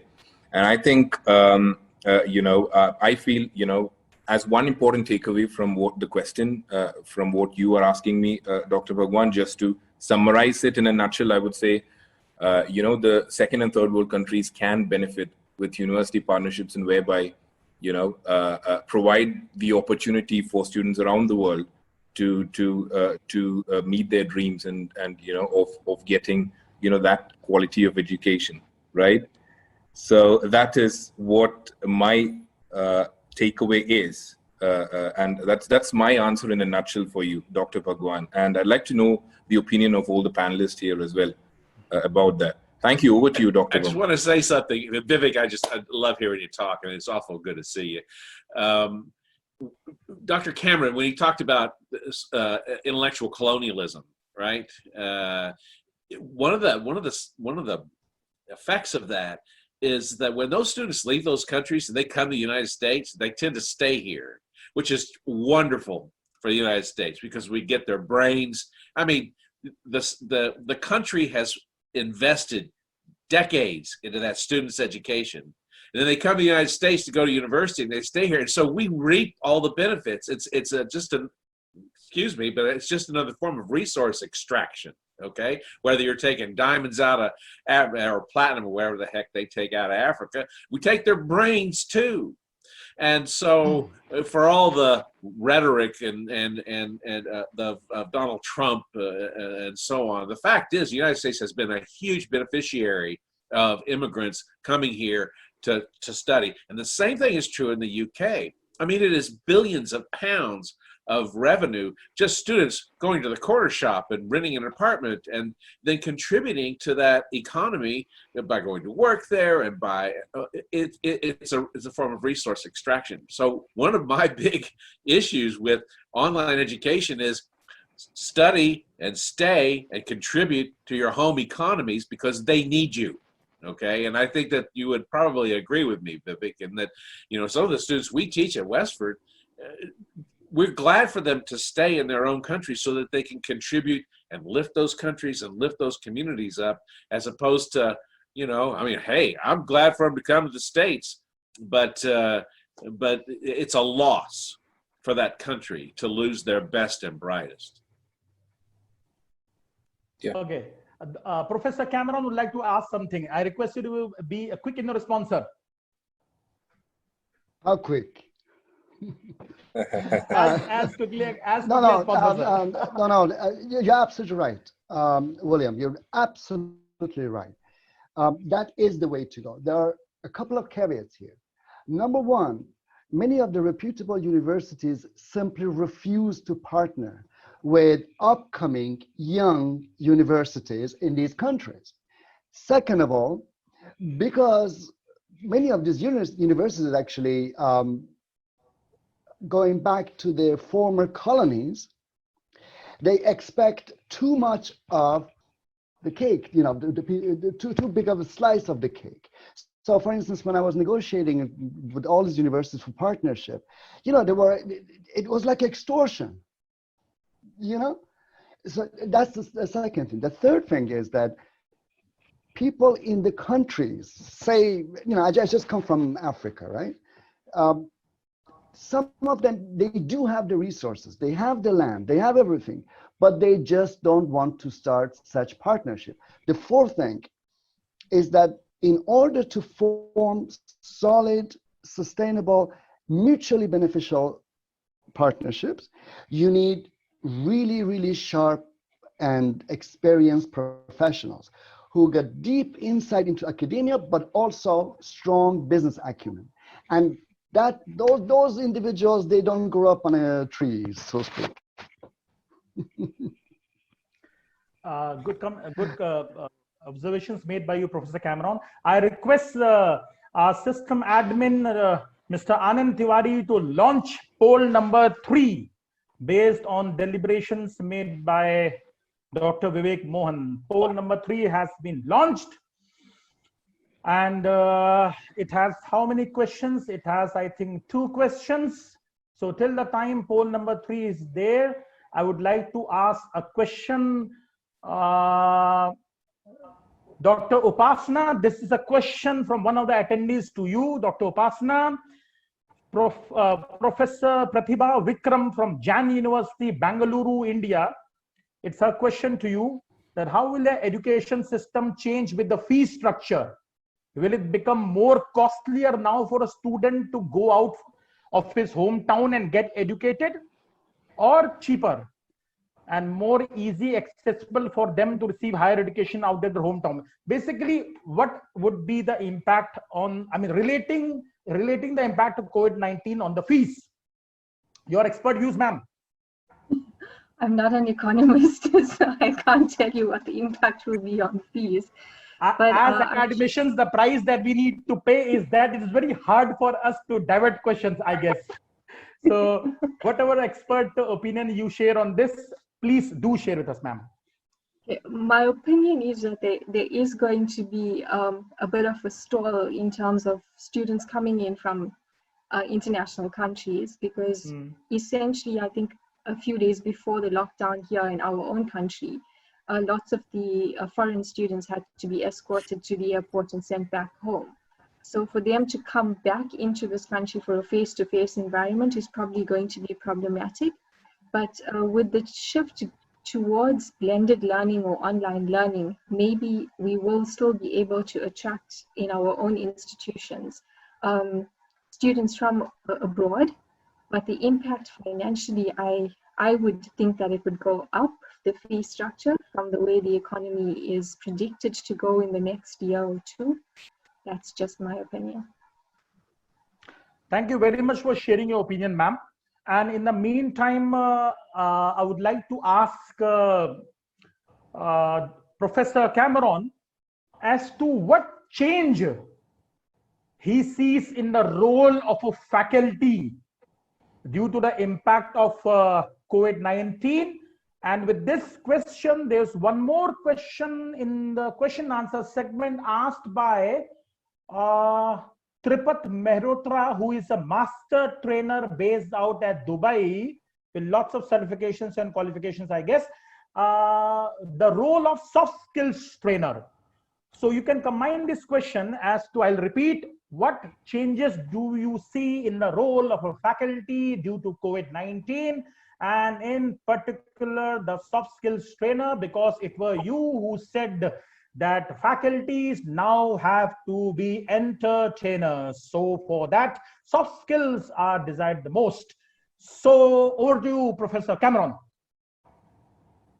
Thank you. I would like to first off agree with Dr. Faridi that, you know, this intelligence, emotional intelligence and soft skills is extremely important. And this is exactly the role, or is going to be more emphasized. Now, traditionally, it's been like, you know, instructors, professors or lecturers, they were dumping information, they were basically delivering. That's not the role anymore, as Dr. Faridi also mentioned. The role is mentorship. So it has to go with the student-centered learning strategy. The problem, the other problems here, the role of when it comes to the role of the instructors, lecturers, professors, and so on, and is the psychological pressure that they will experience because of isolation. So one of the allures to actually work within the university setting is the socializing with the students and lecturers. And we all know that we learn actually ourselves when we teach. So that element is going to be deprived, or that benefit is going to be deprived from us. We need to find new ways to actually pursue teaching methods and teaching strategies like experiential learning, craft-based learning. How do we do that online? We don't know. So I think with the gap that exists between what we want and between the technology, we need time to actually let technology to catch up. And the role of the lectures, one of the roles, is going to be contribute and kind of coming with a wish list to see how we can solve these problems, because these are really big problems. When I said that a lecture or instructor needs to be entertainer, it means to actually keep that, as William mentioned before, or was it you? Yes, it was, you know, that attention span of people or students are like 4 or 5 minutes only. Was it you, William? Yes, and that is correct. So how do you actually keep the students engaged? I mean, we talk about, imagine, you know, undergraduate. I mean, these are practically kids, right? How do you manage that? So perhaps need to have more training that the university should offer them, like something the postgraduate certificate that is offered in UK, like PGCEP and so on, and something similar, to teach them how to engage online.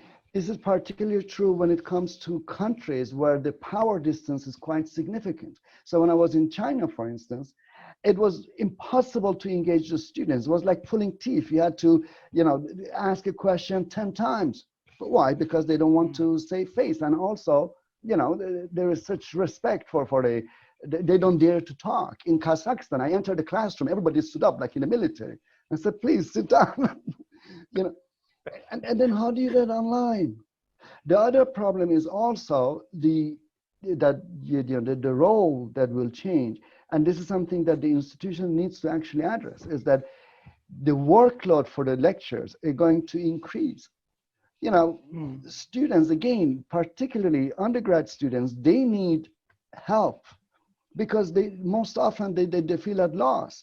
The role model is not there. The lady who is teaching and there every day or every other day, and they are not there. So they start bombarding them with emails and messages. I had this experience myself. Many years ago, I was at a movie theater with my girlfriend. Saturday evening, I started to receive texts. So universities actually need to, you know, text from students. So universities and the leadership, they need to actually adopt not only to the technology, but to mechanisms and standards and protocol within university. Because again, the role of the lecturers, if we are going down this road, and if it's going to be more and more online teaching, then we're going to have a big problems. The other problem that lecturers are facing and perhaps should start thinking about, and this is up to the senior leadership of universities, vice chancellors, presidents, and so on, is that there is a danger that lecturers and professors actually end up with 0-hour contracts. What it means is that since it's online, you know, the department hires me for an hour or two, and you know, then they say, well, goodbye. There is no job security or anything like that, which will result in a disloyal faculty member or staff member, and then they start to moonlight and, you know, find work anywhere, and it has a lot of implications. Sharing research, I mean, many things. So the role of the lecturers are going to be pretty hard.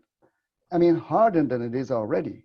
I mean, I'm not trying to be, you know, scaring people or anything like that, or being pessimistic, but this is the reality. Again, we are getting into uncharted water.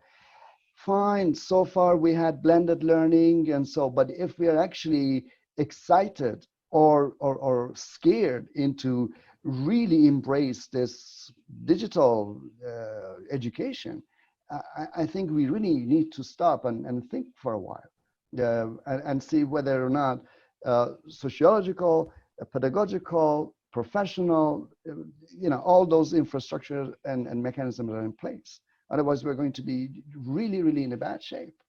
So one of the other roles of the lecturers today is to actually be more proactive and more vocal, to actually come to the head of the department or the office of the or the dean and say, look, this is what we need. And so again, collaboration, as Dr. Faridi was saying, comes really, really into light here, and working together. So these are very important. And then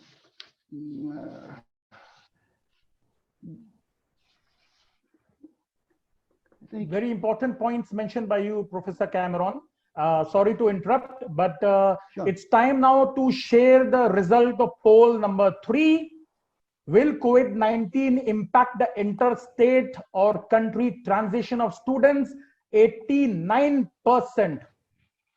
89% of the attendees feel that yes, students' interest in affected states or countries might come down, and established and reputed institutions would not be impacted, but others might be. And then 10% around, they say that no interstate or country transition of students will not change. That is, there is no significant change in the student migration for education purposes. 10% of the respondents feel so. Now, the second question is, do you see a fall in admissions this year due to the COVID-19 pandemic? More than half of the attendees, more than 50%, that is exactly 52% of the attendees say yes. 34% of the attendees say no.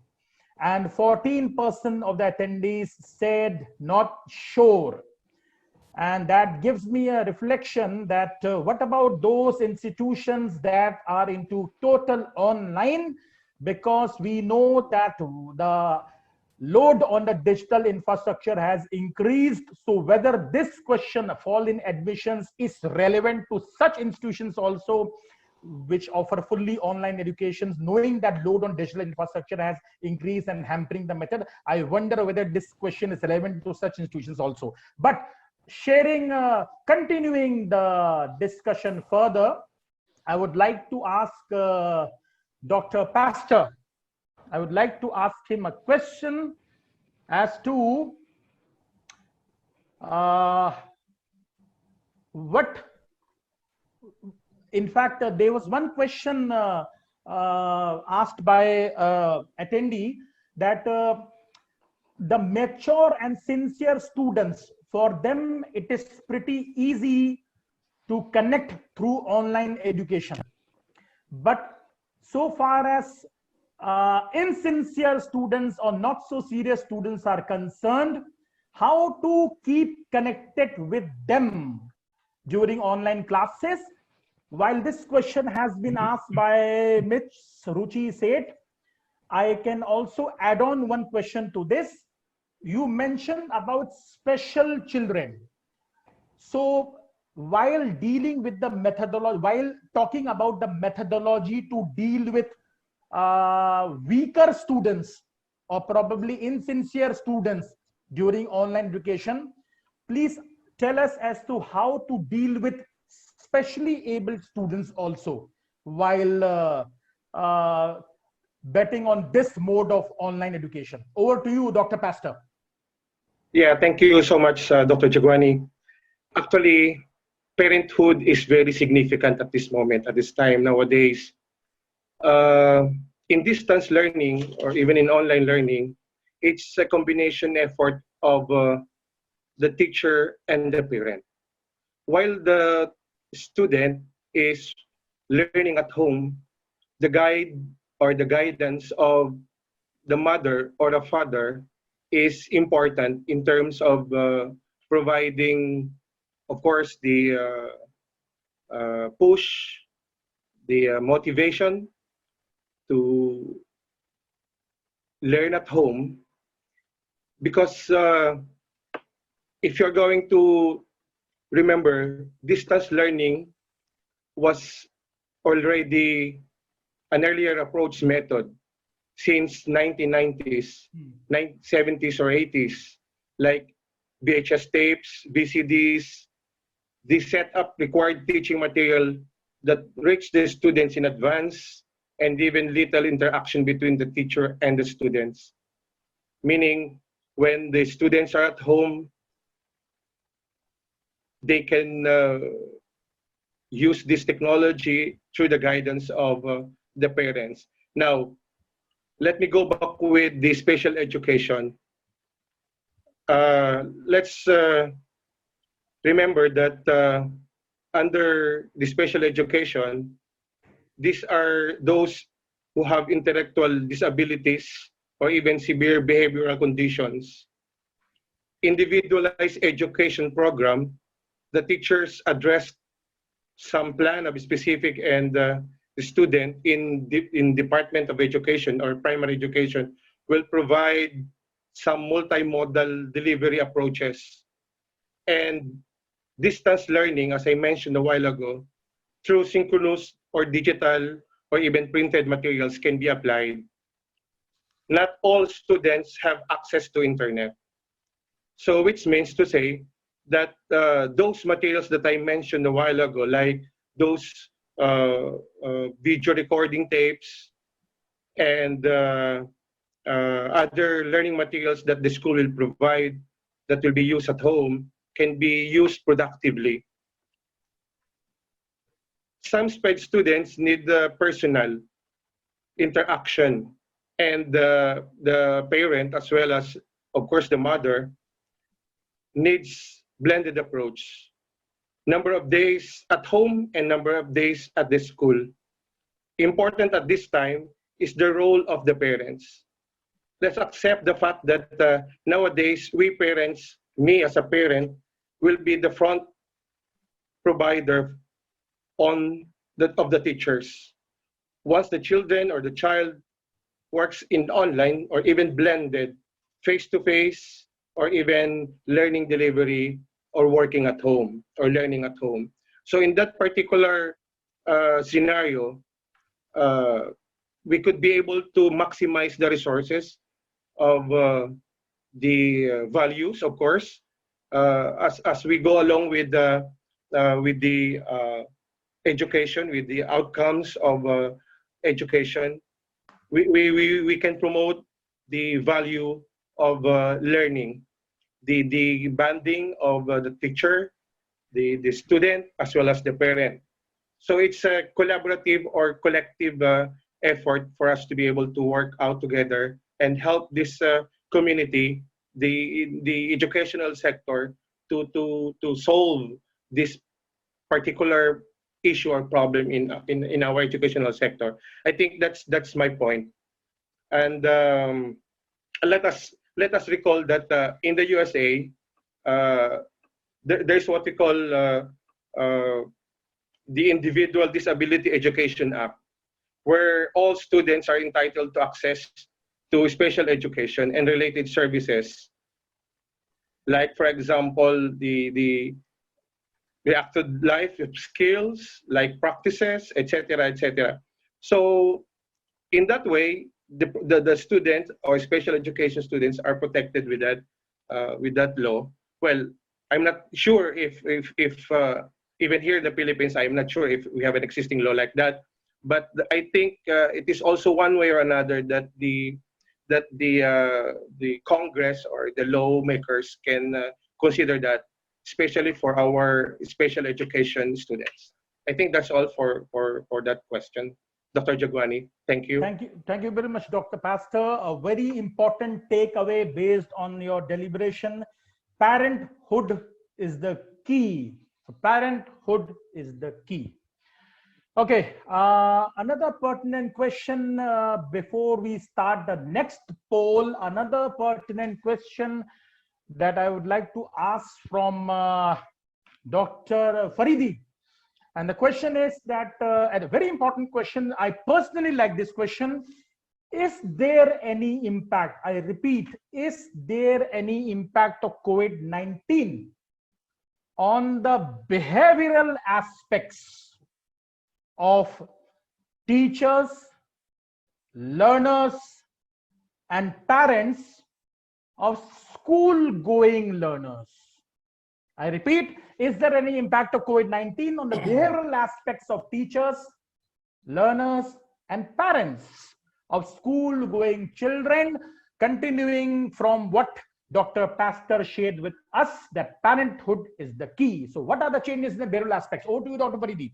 Yeah, thank you. I want to be very sweet and crisp in telling it because of the time factor. The first thing is for the parents, for the learners, and for the education, there's something called a mindfulness.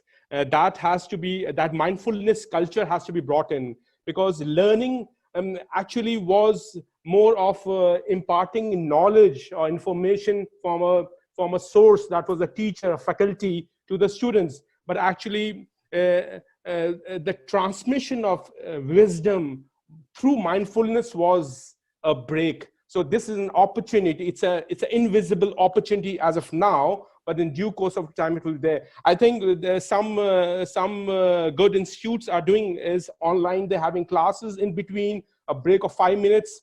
The professor is giving a meditation program for breathing exercise for 2-3 minutes to freshen up. So that's the thing. I have something for you. Just maybe give me a second. Quickly, I want to share my things. I promise I'll not take so much of time. No issues, this sir. is the one. In the behavior aspects, you see the mindfulness will be the main important thing is how we are. Give me a second. I'm having an issue here. Give me a second. No issues, I'm sir. not. This screen is blocked. Yeah, now it's fine. The teacher starting giving that a mindfulness session in between breathing. Coping is another psychological term where you're coping on certain stress levels. There are a lot of behavioral exercises of coping stress, and this is a good opportunity for all across the people to have that opportunity. Happiness. And UAE, Dr. Vivek may be a good person there. In UAE, they have the Ministry of Happiness. So positive psychology. So this are things which will coming up well into education sector. Online is not socializing. The parents' perception of his sons or daughters on online is always think that they're entertaining, they're socializing. This perception has to be break down. This is a traditional thought. Online is enhancing and enriching, that parents have to be very particular about.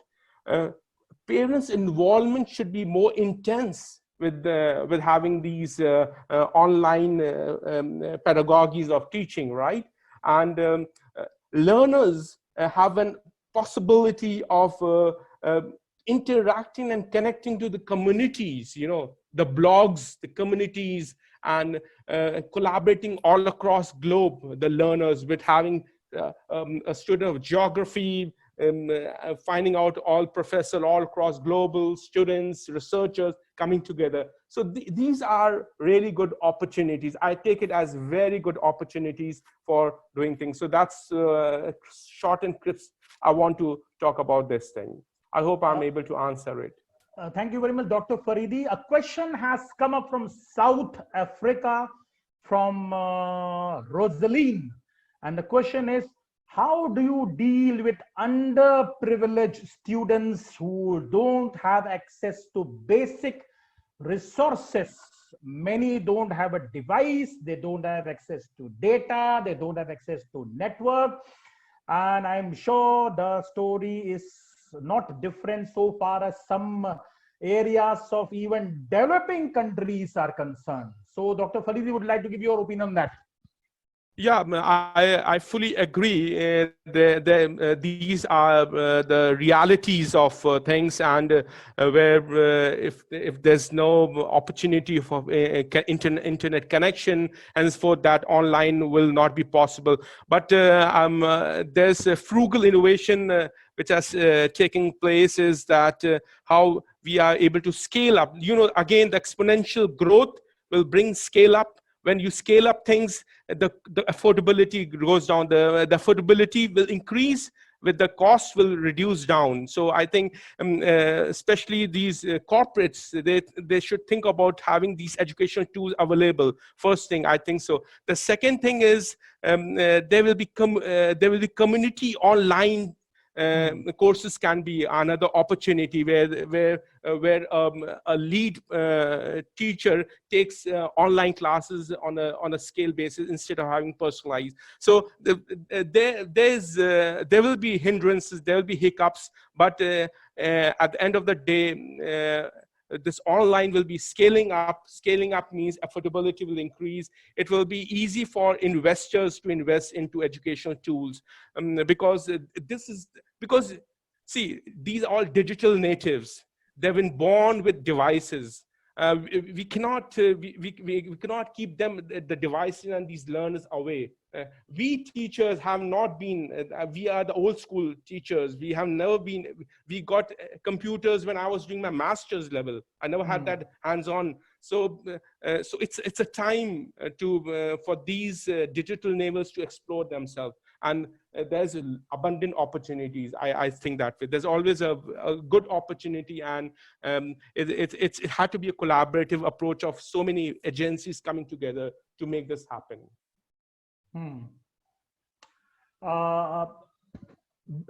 This is a question that I would like to ask from Dr. Upasana, and the question is, what changes do we expect in the skill requirements of students? What changes do we expect in the skill requirements of students? And we would also talk about the changes in the skill requirement of faculties, but that we would talk by way of a poll. So my request to you is to please guide us, ma'am, as to what changes do we see in the skill requirements of students. Over to you, Dr. Basna.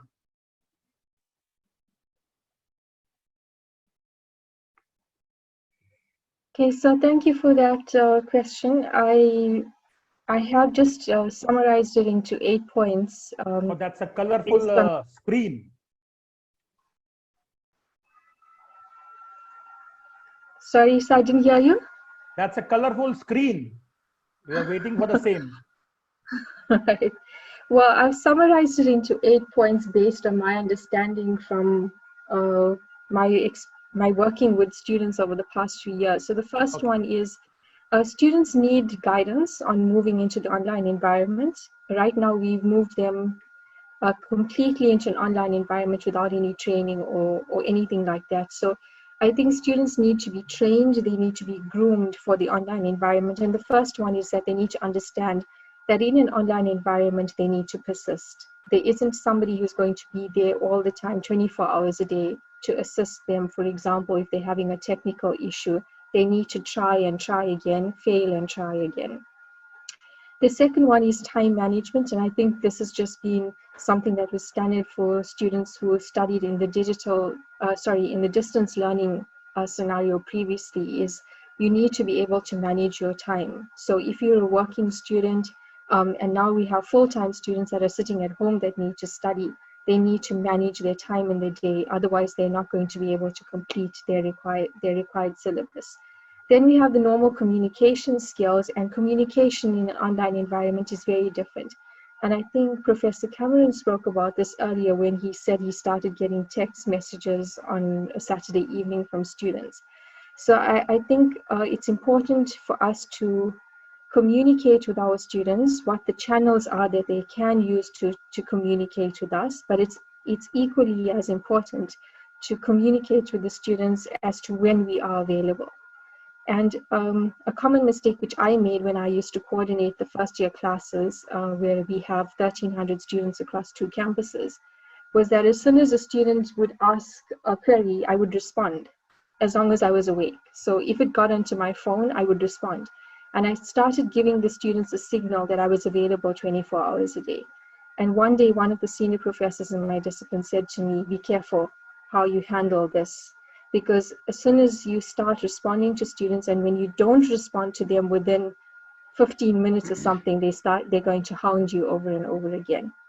And the other concern with regard to communication is how do you control your privacy with your students? So I know some academics are quite happy to share, for example, their WhatsApp number with their postgrad students, because postgrad students generally are adult learners, and it's easier for us to keep in contact with them. But also be careful if you're starting to work with undergrad students with WhatsApp as a platform. Perhaps use a different mobile number.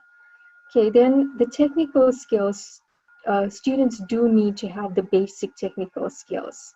I think Professor Faridi said just now that students are digital natives, so they come in with the technical skills. But something that we need to be aware of is that students often have the technical skills to work on social platforms, but they lack the technical skills to work in educational platforms. So they do need to skill themselves up a little bit in terms of their technical skills.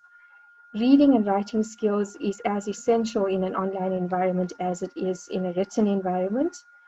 Some students battle, and there have been quite a few questions on the Q&A forum about students spending a long time reading on screen, and the effects in terms of their eyesight and so on.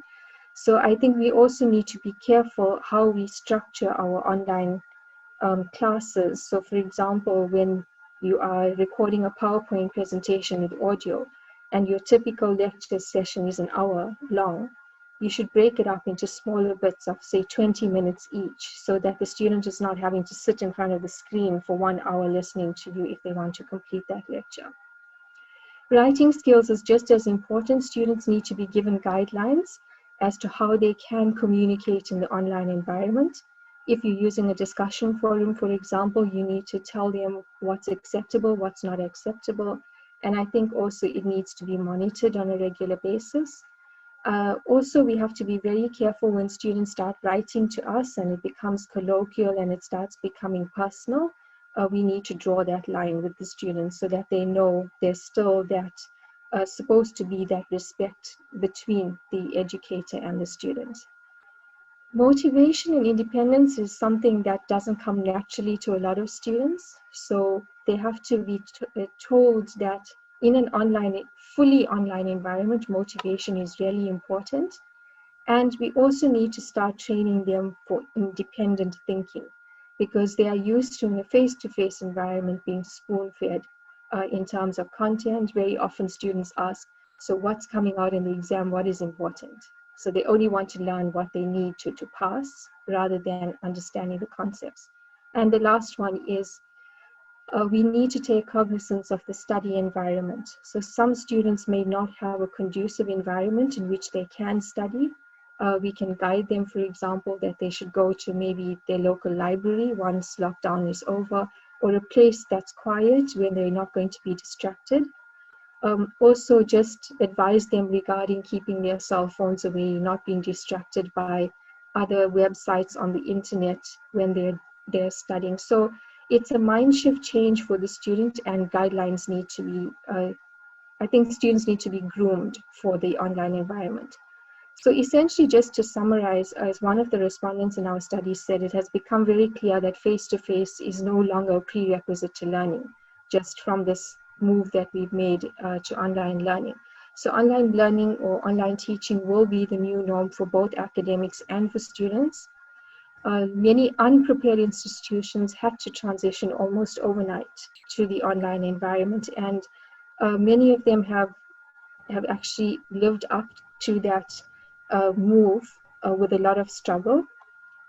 So in essence, in my summary, what some of the things that, or what some of the aspects that developing countries can look into is, we spoke about satellite campuses earlier, but not in relation to the cultural aspect, but just in relation to students not being able to travel abroad to complete their international studies. If it is possible, the setup of satellite campuses within the short term. The adoption of traditional distance learning for developing countries that don't have the facility to move online completely in a short space of time. Training support is essential for both academics and for students because it's a new way of teaching and learning. And lastly, and most importantly, for institutions that were traditionally face-to-face, the development of policies and procedures is essential because right now we're all working towards shifting targets. Nobody actually knows what's acceptable, what's not acceptable. So the development of these policies and procedures will help us in terms of quality assurance in the panic situation that we are in of moving to the online environment. Thank you, sir. Thank you, ma'am. Very soon, face-to-face is not going to be the new, face-to-face is not going to be in the system, but at the same time, human interaction has its own importance. So pretty divergent views. And if I Dr. Bhagwan, can I, sorry. Yeah, Dr. Very sorry. Vivek, Dr. Vivek would like to add on something. Please, sir. Yeah, sure. Very quickly. Very sorry to interrupt. And I just wanted to add on something because I've been seeing a lot of these questions posted by the attendees. I'm not entirely sure if it's time for that, but I'll just quickly add on to that based on what Dr. Singh and Dr. Cameron was saying earlier. I strongly feel the focus should more be on whether the instructors are actually capable of doing it, you know, more than looking at motivating the students, because online teaching is a completely different ballgame. I'm sure a lot of people understand that. We need to strongly look into the pedagogical aspects more than anything else, because there's something called as spaced learning, where after 25 minutes online, it's a disaster. You know, from my experience with undergrads and, well, MBA students mostly are fine in that regard, in my experience, because most of them pay money out of their pockets and they are accountable for their own education, mostly the working students in this part of the world. But undergrad students are really hard to deal with because they've got sponsors and their parents, you know, accountable for their education, and it's completely a different ball game. I would just quickly, to finalize that, just as a takeaway from my experience, you can't have just to answer those questions in the posted by the attendees, how to keep them motivated. You can't have, if you have a 3-hour session, you can't have more than 25 minutes of a lecture. You need 20 minutes, and you need a 5-minute break. So every session needs to be designed in a way that there are 2 activities and a short span of a lecture covering a certain topic. Otherwise, the online sessions are going to be a disaster. I'm not entirely sure that a lot of countries who are taking up online teaching now clearly understand that. Over to you, Dr. Bhagwan. So in online education, regular breaks should be there so as to keep up the motivation level. Now, while you were saying that, I was just wondering that since last 2 hours, 10 minutes, we have not taken a break. So probably we'll be taking a break after a couple of minutes because we are heading towards the end. But before that, Allenhouse Colleges has an engineering school also, and all my engineering teaching colleagues have asked one question. And the same question is asked from Madam Aisha Mir from Saudi Arabia. And the question is that as we are facing digital transformation, what could be the future of the engineering disciplines? Do you think the practical classes or laboratories will become virtual or distance learning in nature, particularly keeping in mind the discipline of engineering? So I request probably Dr. Faridi to deliberate on that, not because you also belong to Saudi Arabia, because just I saw your face was on that screen. Dr. Faridi. Thank you for the question. Thanks you, Aisha Mir, for this very important question. Yes, that's a dilemma. Like what I feel is for courses like engineering and medical sciences, we cannot purely be a classroom. You have seen that it's classroom, it's more theoretical.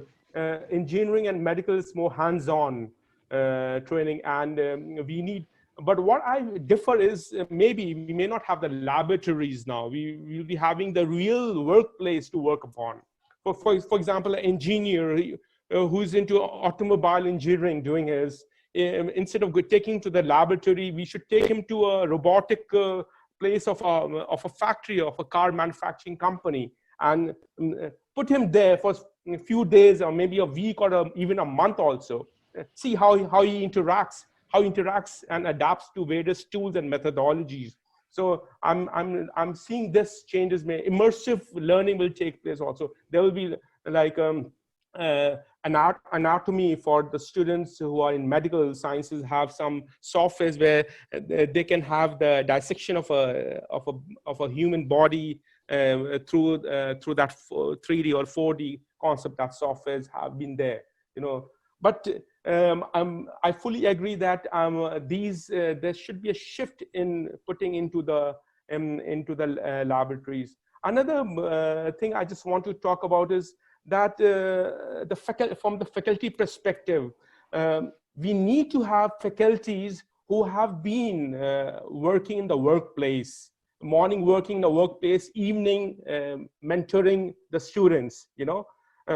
A medical doctor who teaches in the medical college, is a surgeon doing operation in the morning. In the evening, he's teaching his students, you know. So, I mean, this will be a new shift taking place.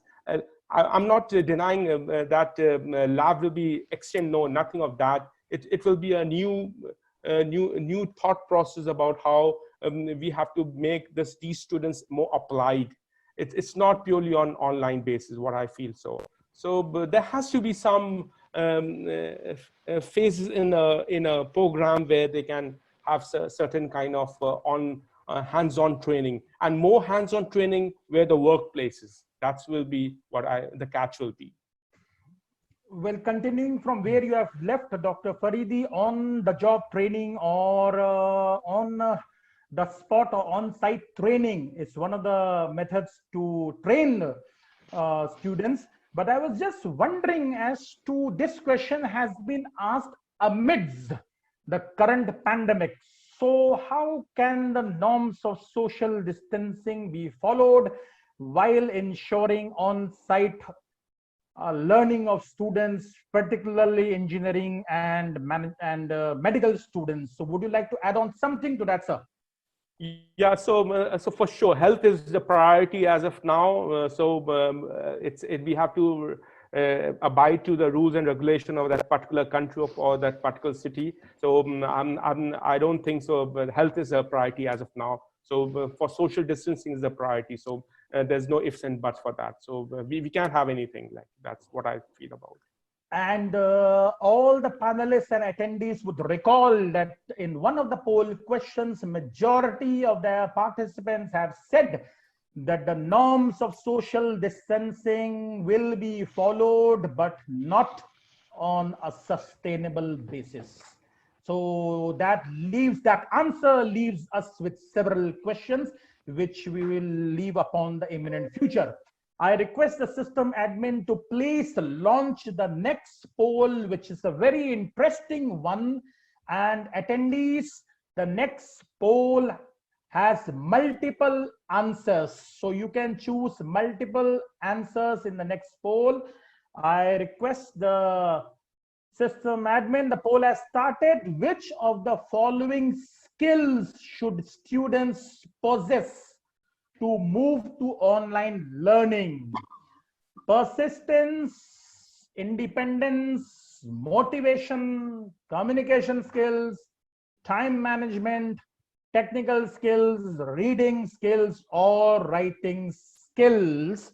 And then I see there's some other option, conducive study environment.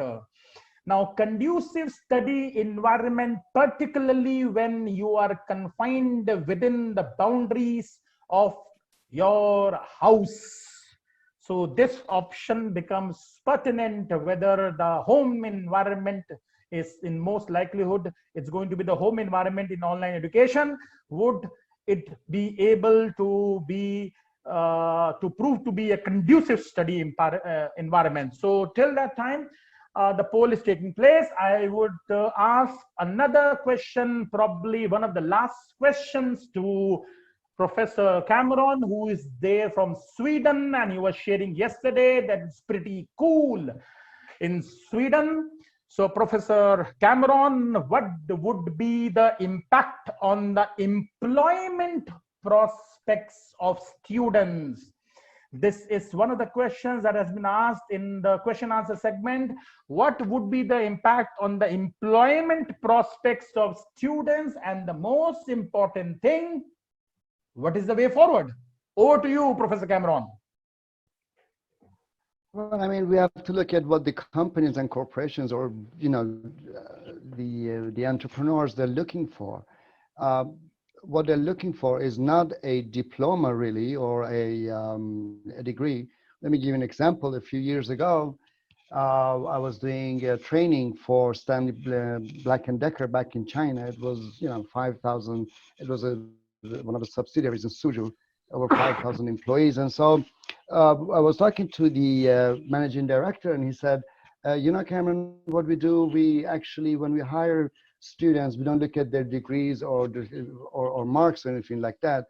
We just look at a few very important traits: problem solving, critical thinking, common sense. And then so once they're hired, then we actually ask them, what exactly is it you like to do? Okay, we know that you studied marketing, but maybe you want to do finance or something else. What it shows, and there's another example of that. There was a report and a poll that said, many companies, despite the availability of workforce, they still find it challenging to find the right candidate to hire. So if you start from that point or that end, then you will see that we will understand how to design our educational system, our programs, and so. Because as it is now, the way I see it, moving around the world here and there is a kind of McDonaldization of higher education. So I'm talking about business schools, right? Okay, so everybody runs the same of MBA, everybody runs the same type of programs and so. So the employability for the students, now that particularly anybody can actually go online, most probably with lower costs, and so unless they focus on skills that also Dr. Faridi was touching upon, the soft skills and creativity, problem solving, and so, then it's not going to be that that good. This is particularly after coronavirus has subsided, because then companies that come back or start hiring, they will go for the sharpest knife in the drawer, so to speak. What they're looking for are people who are ambitious, and are prepared to work take on workload for more than one person. And frankly, the companies that I know, because myself, I come from the industry, they wouldn't care about the degree. They wouldn't care about this so much. They would care about the true skills that someone has. Again, I'm talking about businesses. That's my field.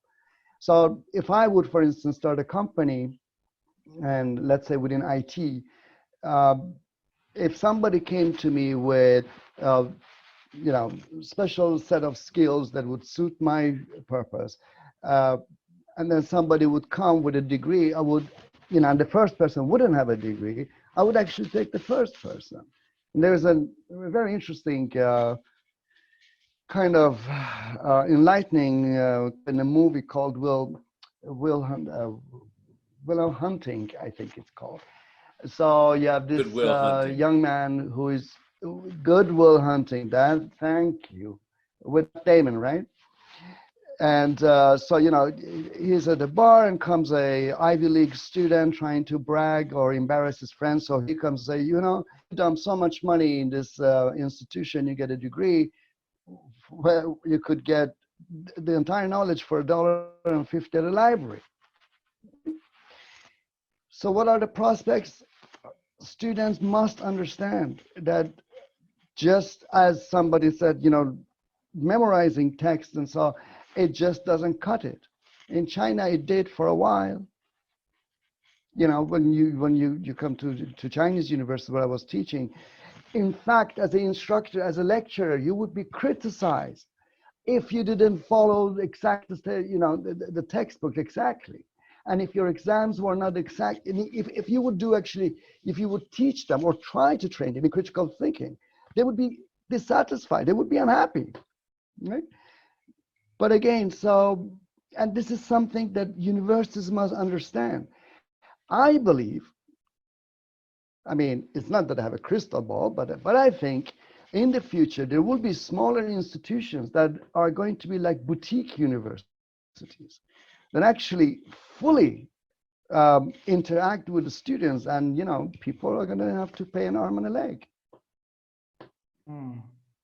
That's what I think. I mean, if I would start a university now, that's what I would do, a boutique university. Okay, thank you very much for the inputs, Professor Cameron. Now it's time to share the results of the last poll. Which of the following skills should students possess to move on to online learning? And I think that 74% is technical skills, which is pretty understandable. 74% is technical skills, followed by 69% in motivation. They need to be motivated. It's a paradigm shift. So motivation levels need to be kept high, and inputs given here by Dr. Vivek are very important so far as keeping the motivation levels high is concerned, and also by Dr. Upasana. And that is closely followed by 68% conducive study environment. Conducive study environment. So here the inputs given by Dr. Pastor become important so far as parenthood is concerned, because parenthood also needs to ensure that the home environment is conducive enough for online learning. And then it is followed by, I guess, 66% time management, and in the 60s we have persistence, and then we have in the 50% reading skills. After the advent of computer, I'm coming to you, Dr. Faridi. After the advent of computers, reading skills is something that we have actually sacrificed to a greater extent. And then we have independence, and then we have communication skills and all those. So this is sharing the result of the last poll. Over to you, Dr. Faridi. You'd like to add on something? And before you add on, sir, what would be the impact on startups or entrepreneurial ventures due to the impact of COVID-19? Over to you, sir. Okay. So if you see these polls, and you see we can have a trend setting, like, have you seen that the writing skills and the reading skills have pretty low? So it's a eye opener for educators to have more videos, more visual in kind of a way of teaching to the learners, you know, more kind of giving them kind of a video based on a case study, you know, that is a way of engaging these learners and these students. So these are a very good reflection about these students. Thank you for the attendees. I think most of them are students. So coming back to the startups, again, the startups are is a very good opportunity. I hear from my students also that they are scared about, okay, with this COVID-19 post, what will happen? They will we read the newspapers, the media talks about so many being fired. There's so many jobs gone, 50%, 30%, whatever. So this is a good opportunity for startups and entrepreneurs to come up. And I was reading just a couple of days, there was a survey of how which industries are going down and which industries are going up. Like, for example, the hygiene industry is going up, the mask making or the sanitizers is going up. That behavior pattern is changing of the people becoming more hygiene based. The frozen food business is increasing because people are taking frozen food, taking their home, making it. Fine dining is reducing. So there will be a dramatic shift in the business will be there, but it's just which business will be where, you know, who takes the cake. That's the thing. Quickly, a small screen to share with you just things about what I feel is we should build on this massive transformative purpose. A lot of unicorns, when they did a survey, got a very high level of MTP. Ocean strategy is a very good strategy. No need to be into that cutthroat competition and spending a lot of resources in it. Thinking of strategic partners, creating business, creating value, engaging with your competitors in such a way it becomes a win-win situation. Moonshot thinking should have a broader thinking perspective. Value drivers, what the customer needs. At the end of the day, the value to the consumer, that is more important. And these are the startups should look for. Sustainable, how much you are protecting that environment. Yes, a trade-off between sustainable with the economic values also. So, but as a good startup, if you have that vision of sustainability, there is a pattern of consumers who are preferring startups who are sustainable driven startups. That's the thing. And exponential growth is important. This is a Singularity University in the USA has done a lot of work on this. And they talk about how exponential, moving from the linear growth to the exponential growth, where it's not percentage, it's more times basis. You're scaling up and affordability is there. So at the end, I just want to tell you that this is my takeaway for all the listeners today. This from the student, tell me, I will forget the student's perspective. If you teach them, they will remember. But if you involve these students, they will learn. So it's a time for us to blend ourselves with the environment, involving, embracing the changes taking place, and instead of getting disrupted or distracted. So that is all from my side. Well, thank you very much, Dr. Faridi. Let me share with you, sir, that when you pass this statement that most of the attendees are students, that statement is partly correct, because most of the attendees are faculties, and a true faculty shall always remain a student. So faculties also students. That's what I was saying. So we have common opinion amongst all the faculties and the attendees. And then I would like to launch the next poll, which is absolutely different from what we have discussed so far.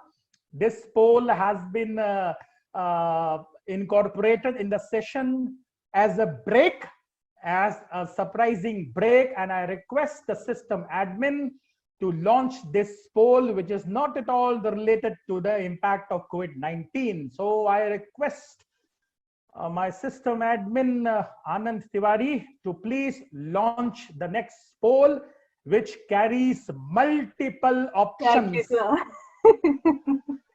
And Dr. Upasana Singh would be the happiest woman on earth to see the result of this poll, because she belongs to South Africa. So what do you associate best with South Africa? It's a disclaimer to the attendees that this question has nothing to do with what we have discussed. It is a surprising break, which Dr. Vivek was talking about. So I cannot afford to give you a break. I can afford to give you a non-contextual break. So it is a non-contextual break. What do you associate best with South Africa? Multiple choice. Is it the South African cricket team and or diamonds? Diamonds are forever. Another movie of James Bond. Is it the wildlife safari? And these days you see a lot of pictures on television where our friends in the animal kingdom, they are roaming on the roads which are supposed to be made for us. Or the beautiful beaches, and I know even the UAE, particularly Dubai, has some of the wonderful beaches, apart from beaches in Philippines, and apart from all the wonderful things that the USA is known for. Dr. William would be more interested to share about the same, probably a bit later. So before we end the poll, let us take up questions posted by the attendees in the question answer box. I request all the panelists to please peep into the question answer segment and pick up a question which they would like to answer, or else I would do the needful. Let me scroll on. There is a testament to what Professor Cameron has said. It's someone named Ashish Mishra. He said that no technology can replace human interaction, as testament to the statement made by Professor Cameron. Any panelist has chosen a question? Or am I supposed to say something about that now? Please, sir. Oh, is that it? But that was not a question. That was just. Yes, that what was the. That's what I was saying. That was an endorsement of your views. Oh, okay. Yes, that's what I thought. Okay, thank you. Okay. Dr. Yes, Bhagwan, yes, I yes. would like to answer something which was posted up. Please. I really forgot who had posted it, but someone was asking how exactly do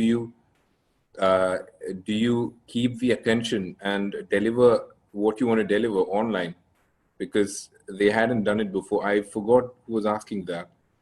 I'd just like to give an example here, and I don't know who asked that, and I would like to assume that that person is still in the room.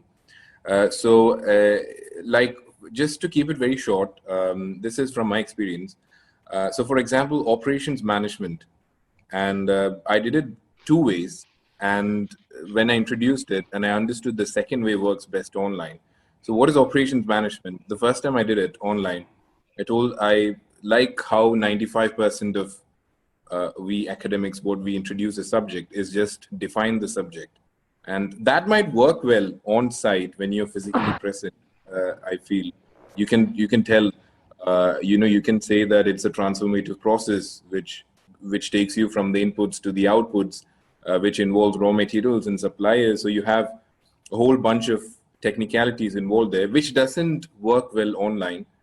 So what I did that first time, and then I found that it was a total failure because it was quite obvious because it's online.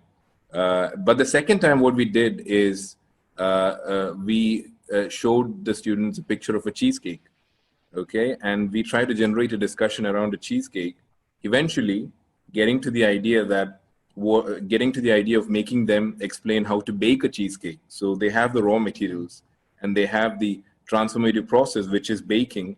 And eventually there's a cheesecake, which is the end product. So that is what makes it more interesting than just defining what operations is. And my experience tells me that that is the only thing that works online. You have to keep on reinventing and innovating. It's kind of like the product life cycle. After a certain point, you decline if there's no innovation. It is completely true with online as well. And just wanted to answer that question, whoever is there. I'm not even sure if that person is there among the attendees. Hope I've answered that person's question. Well, I guess essence lies in answering the question irrespective of who has answered, because benefit percolates to all the participants. Now, there is a question asked by Ranjita K. It's a pretty interesting question.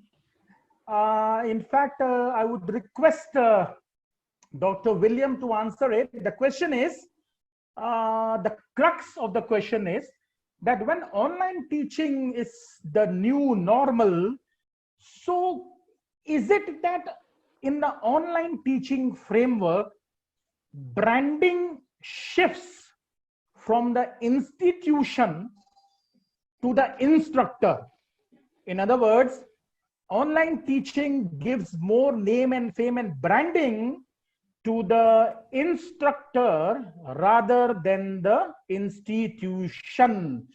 And particularly, Professor Cameron has mentioned that we may also see zero contact hours. So pretty conflicting, branding of the instructor and then zero contact hours. So how can branding exist with zero contact hours, or zero contact hours leading to branding? So Dr. William, over to your expertise to answer this question, sir. I can see Dr. Cameron is amused at you pitching that question at me.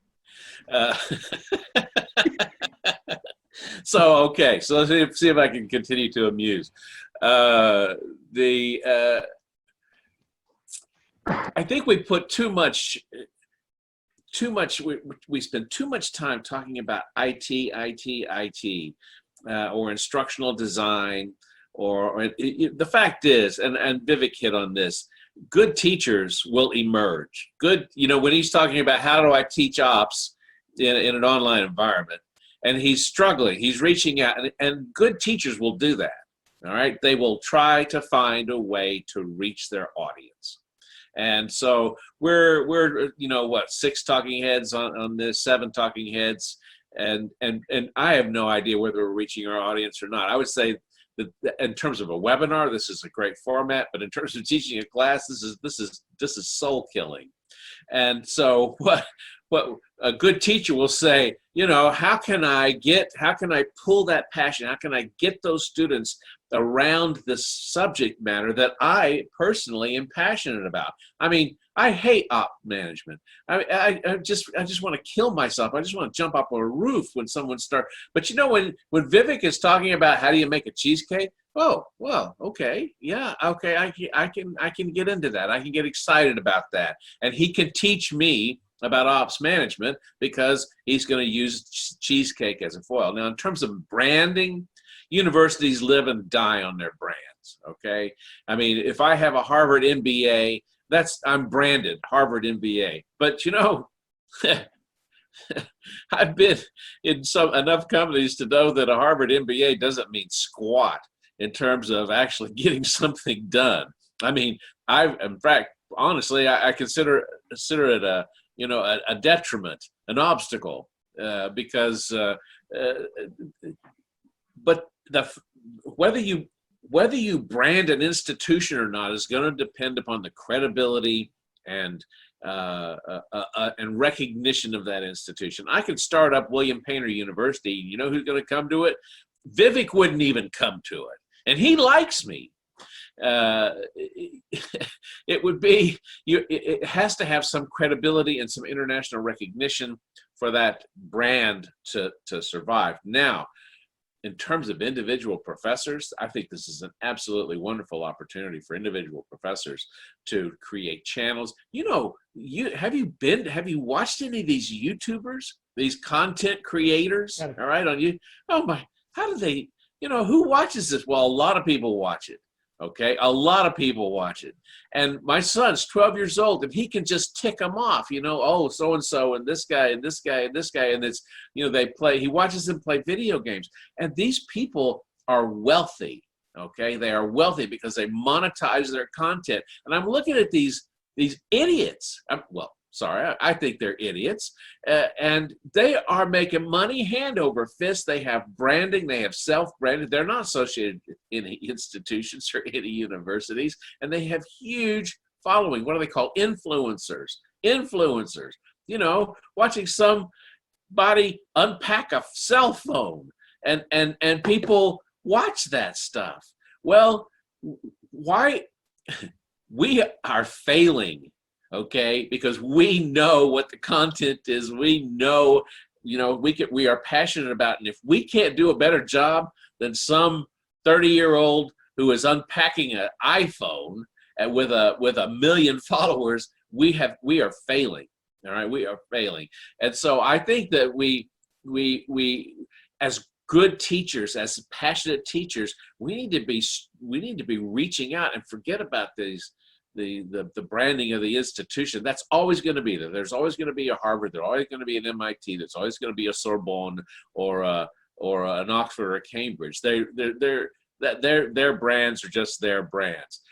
But the opportunity for instructors to actually create followings and to be in demand, there's nothing in my mind more exciting and interesting than strategic management. I just love it. It's just fascinating. It's like a chess game played on a global chessboard. If I can communicate that passion to students and get them excited about it, if I can sit through one of Vivek's classes about ops management, it is so much more rewarding than watching influencers. So I think we need to be thinking about how we can break out of our mentality or mentalité and be able to reach students where they are. Now, I know Dr. Cameron's thinking, well, where's the structure? Where's the knowledge structure? Because you don't just create information, you build knowledge, and that involves organization, structure, and purpose. And I think we have to do that. We have to recreate that. But it's not going to be students sitting in a classroom anymore. You know, you think about the skills. I hear Dr. Faridi talking about skills and how, and Dr. Cameron talking about how, you know, the businesses are interested in the skills. You know, who values sitting at a desk quietly and taking notes? I mean, I don't know any jobs where that is a valued skill. Okay, I know that being able to find information on a phone, being able to use a laptop, being able to multitask, being able to communicate effectively to multiple stakeholders, those are valuable skills, and that's what we're doing right here. Okay, so I don't know that the skills of a traditional university of come in here, be quiet, and don't say anything while you take notes, and I'm going to talk to you. I don't know any jobs where that is a valued characteristic. So. Yes.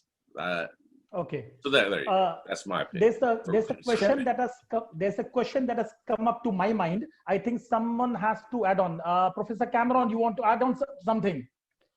No, William, I absolutely agree with you. You're absolutely correct. But there are some underlying trends that are going on. So one of these trends is due to the inflation of degrees.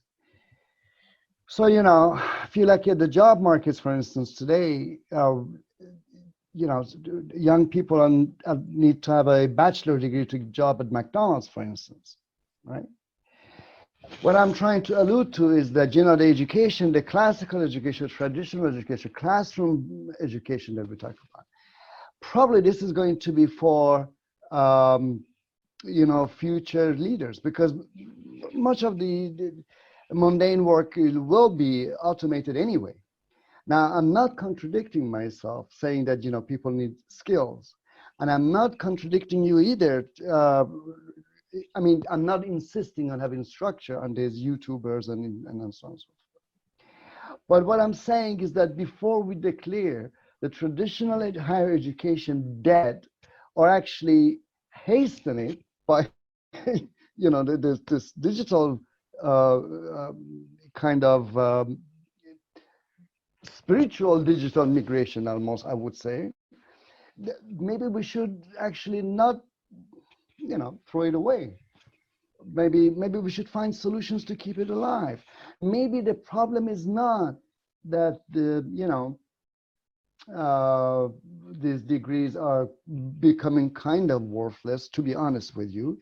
Maybe we should actually try to change the way we transmit information and the sort of information that we're actually teaching. So very, very interesting. Years and years ago, you know, I was teaching at master's degree, and it was in management. And so, and in my classroom were extremely diverse, you know, from ethnically, from all different, and culturally, from all different the world. And so I asked the students, you know, anybody heard about Machiavelli? No. Anybody heard about Dante? No. Adam Smith?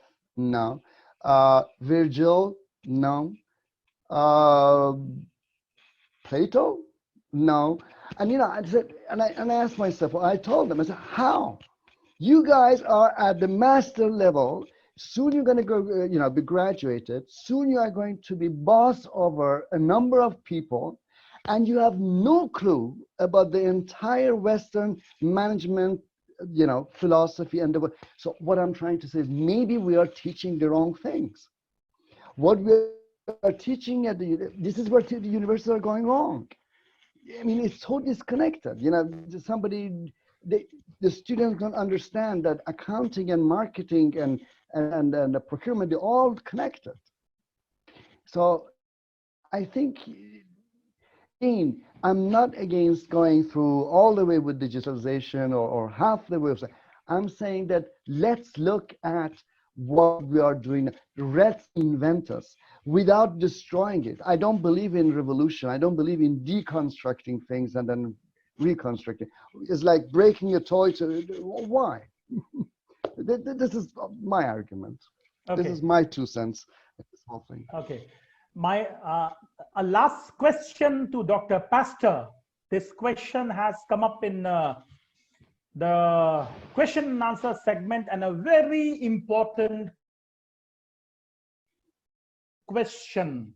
And I also personally feel that had I been one of the attendees, I would have asked this question. And the question goes like this: assuming 100% online learning environment, assuming 100% online learning environment, can all skills required to be possessed by a student be inculcated in them?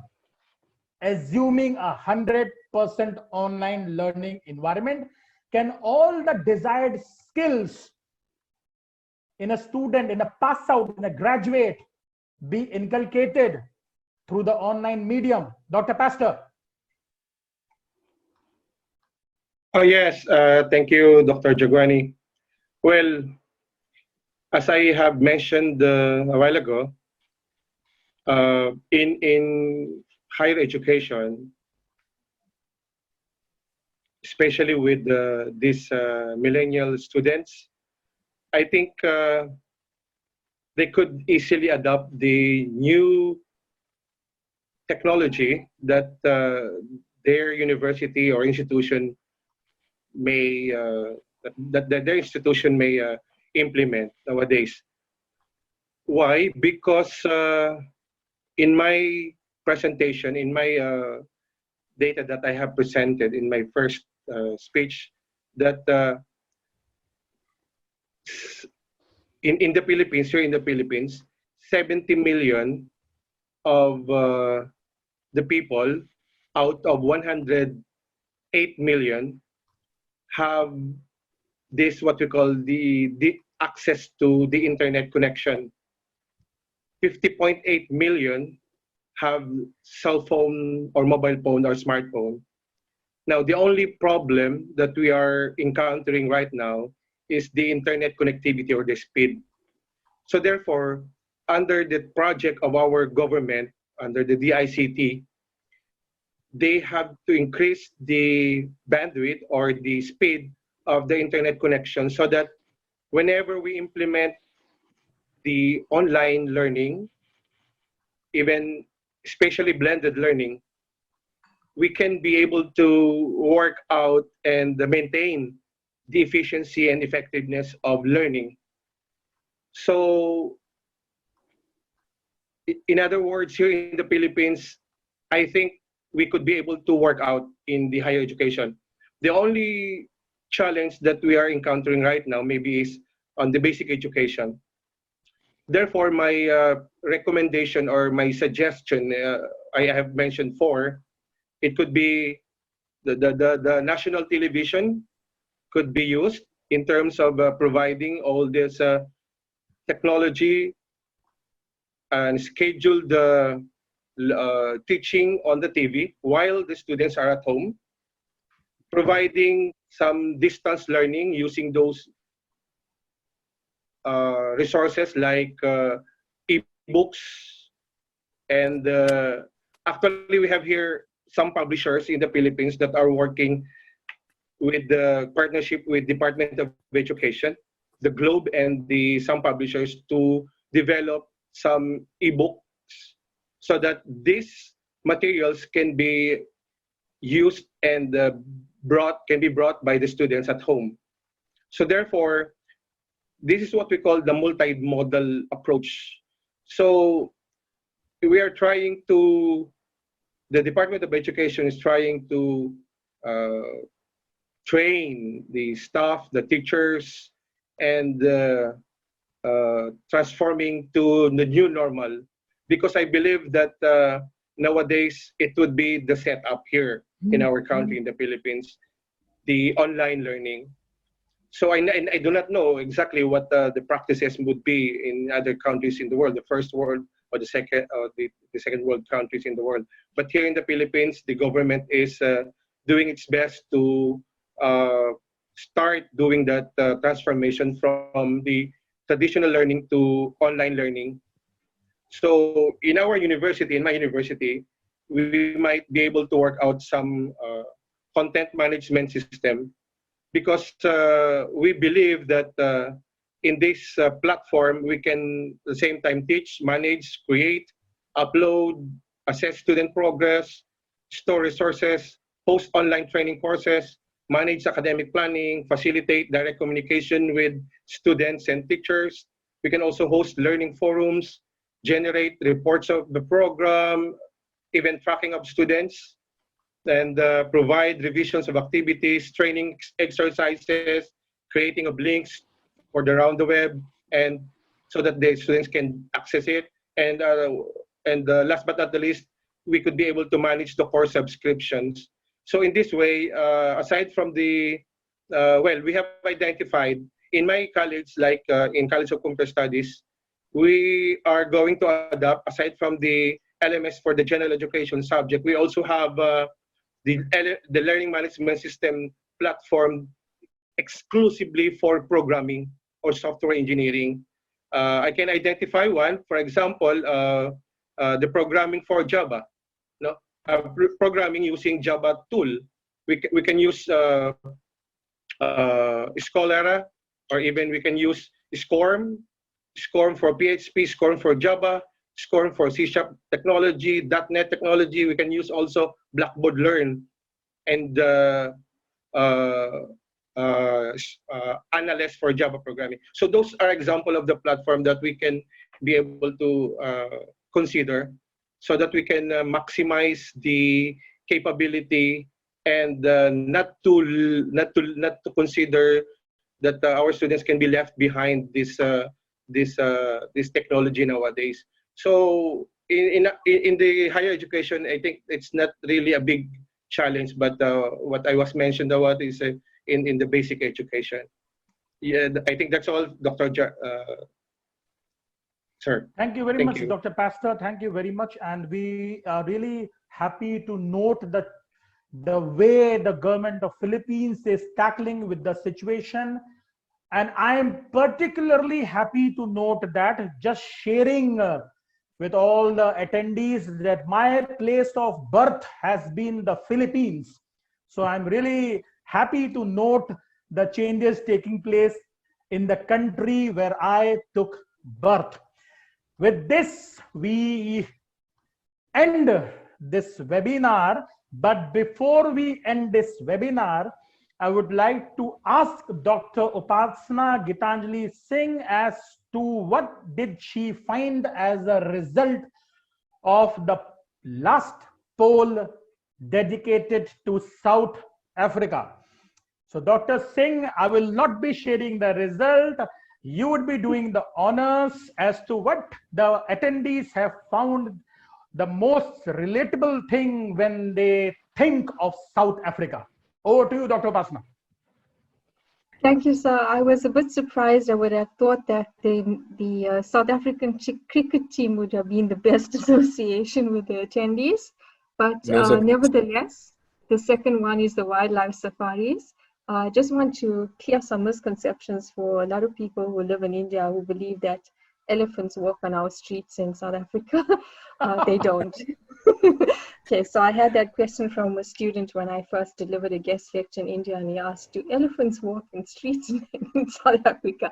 So we would love to welcome you all to South Africa at some stage. We also have beautiful beaches, so I'm a bit disappointed that not many people are associating South Africa with our beautiful beaches. This question was meant to be, a poll was meant to be done at the beginning, where I had a 30-second video clip of Durban, but because of the time constraints, I decided not to show it.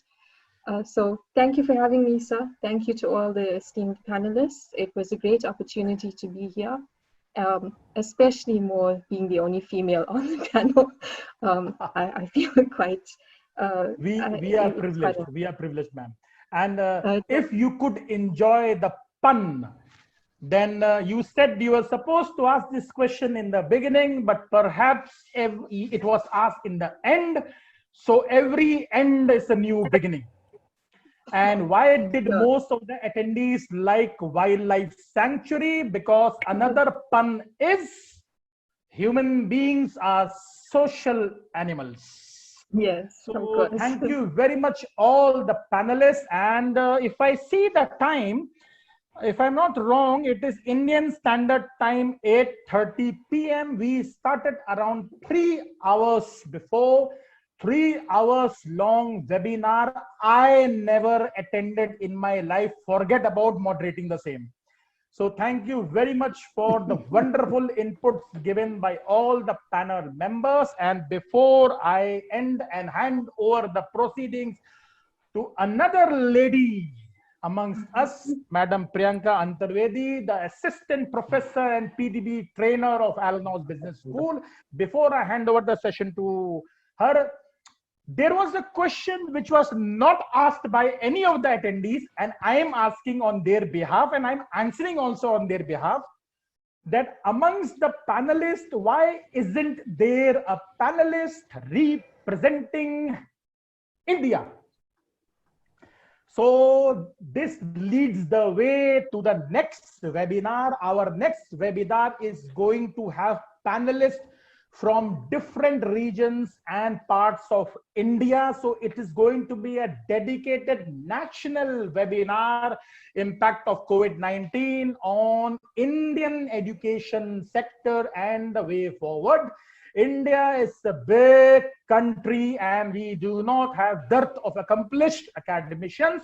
It would have been injustice on my part to accommodate all within one platform. So we will have a next webinar and we will come back to you on this very soon.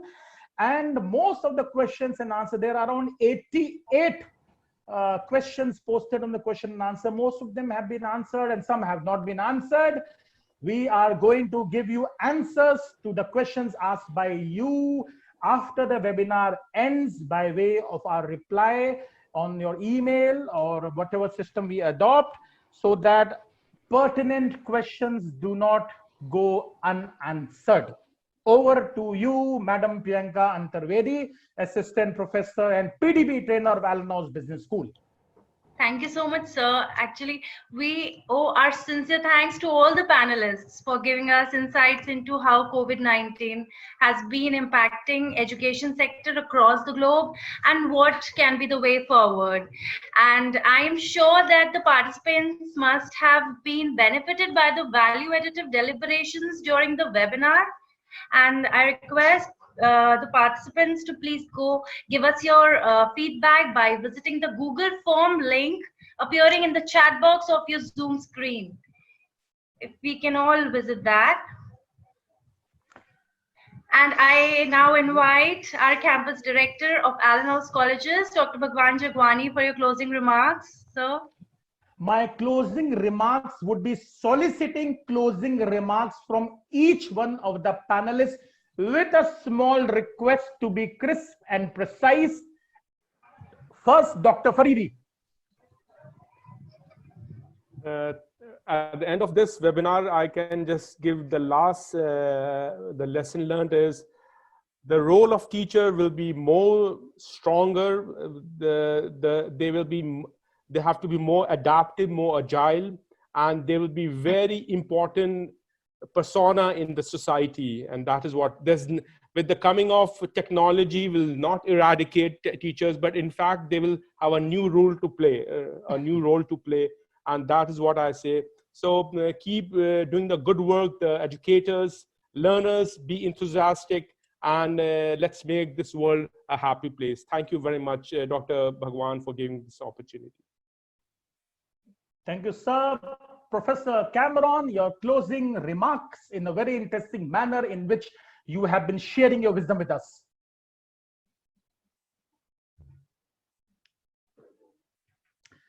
Professor Cameron, your closing remarks, please. Yes. First off, thank you very much to all the panelists here, and of course, you, sir, organizing this with your team. Wonderful job, very well organized. I think my closing remarks would be that we need to explore ways, have put mechanisms in place so we don't rush into things and then end up with a oops moment. And so discussions, reflection is very, very important. I know that many people around the world, within all industries, they are stressed, and everything is uncertain, and yet these are the times that reflection and prudence is imperatives. Thank you again, and it's been a pleasure to be here, and I also thank all the participants and the ones who joined this group. Thank you. Thank you, Professor Cameron, Fulbright Professor in Leadership from Varna, University of Management, Bulgaria. Thank you, sir. Over to you, Dr. William, with your interesting closing remarks from none other than the place to which President Trump belongs. Yeah, you can have him.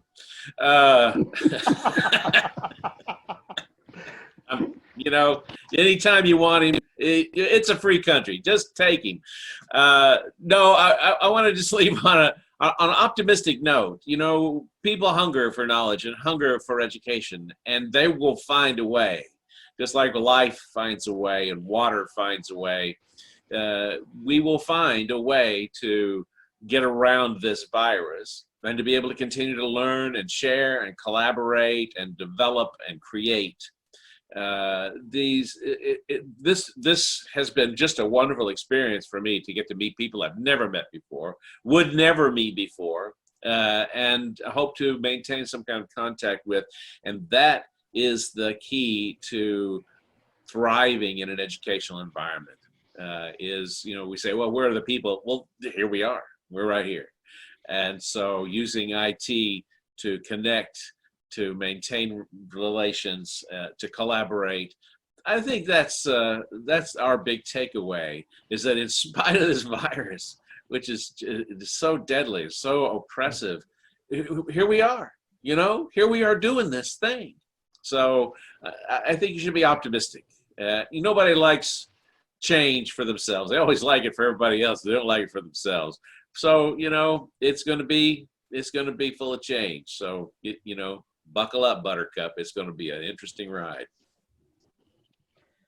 Going by the sequence of alphabets which we have learned since our childhood, O comes before P, so it's better to be optimistic rather than to be pessimistic. Over to you, Dr. Pastor. Please give us your closing remarks. Dr. Pastor, your closing remarks, please. Okay, sir. Thank you so much. Well, I only have 2 words, H and H. I agree with Dr. William. Students are hunger, of course, in learning.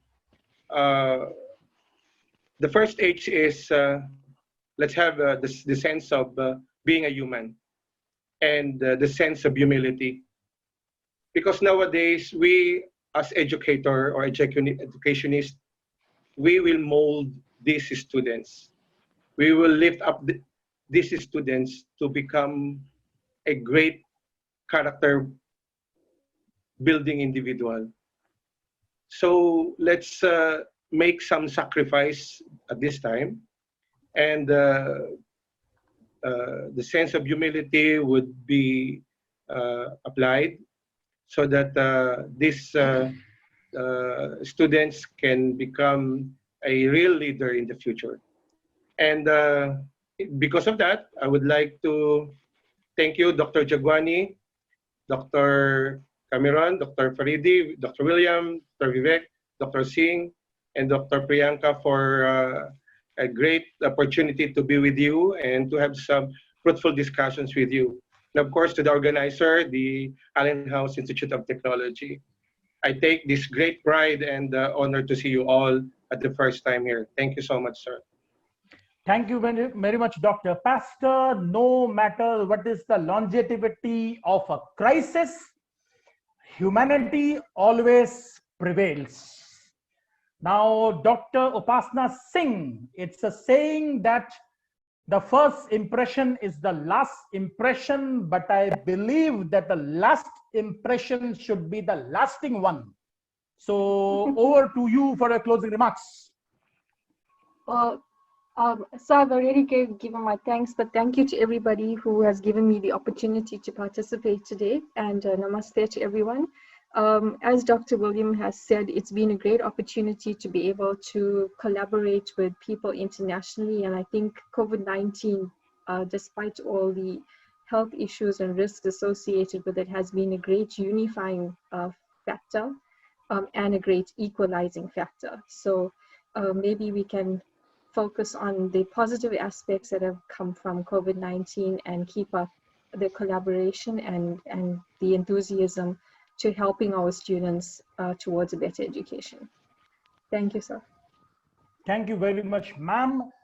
The most frequent question asked by most of the attendees was whether we shall be receiving e-certificates for attending this webinar.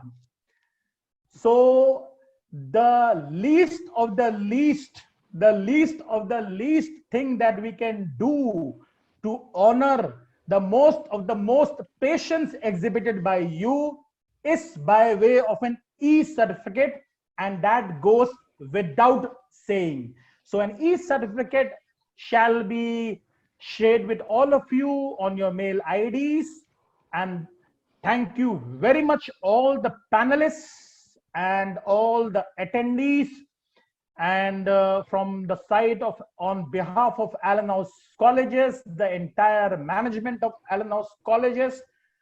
Just to tell you something about Allenhouse colleges, we have more than 1,200 students enrolled in 5 different streams of BTech, BBA, that is the undergraduate master's management program, and then BCA, the undergraduate program in computer applications, and diploma in 3 different streams. Over 1,200 students, over 80 faculties, and the most injustice is that I am the only campus director, so handling the institution. So thank you very much for blessing us by your presence, both the panelists as well as attendees. And Madam Priyanka, before we end, your closing remarks from you. Thank you very much, my colleagues, Madam Priyanka Antarvedi and Anand Tiwari, who has fixed up the Google feedback form issue. I can see that he has fixed up. So thank you very much. And we end this webinar, and with the promise to get back to you very soon.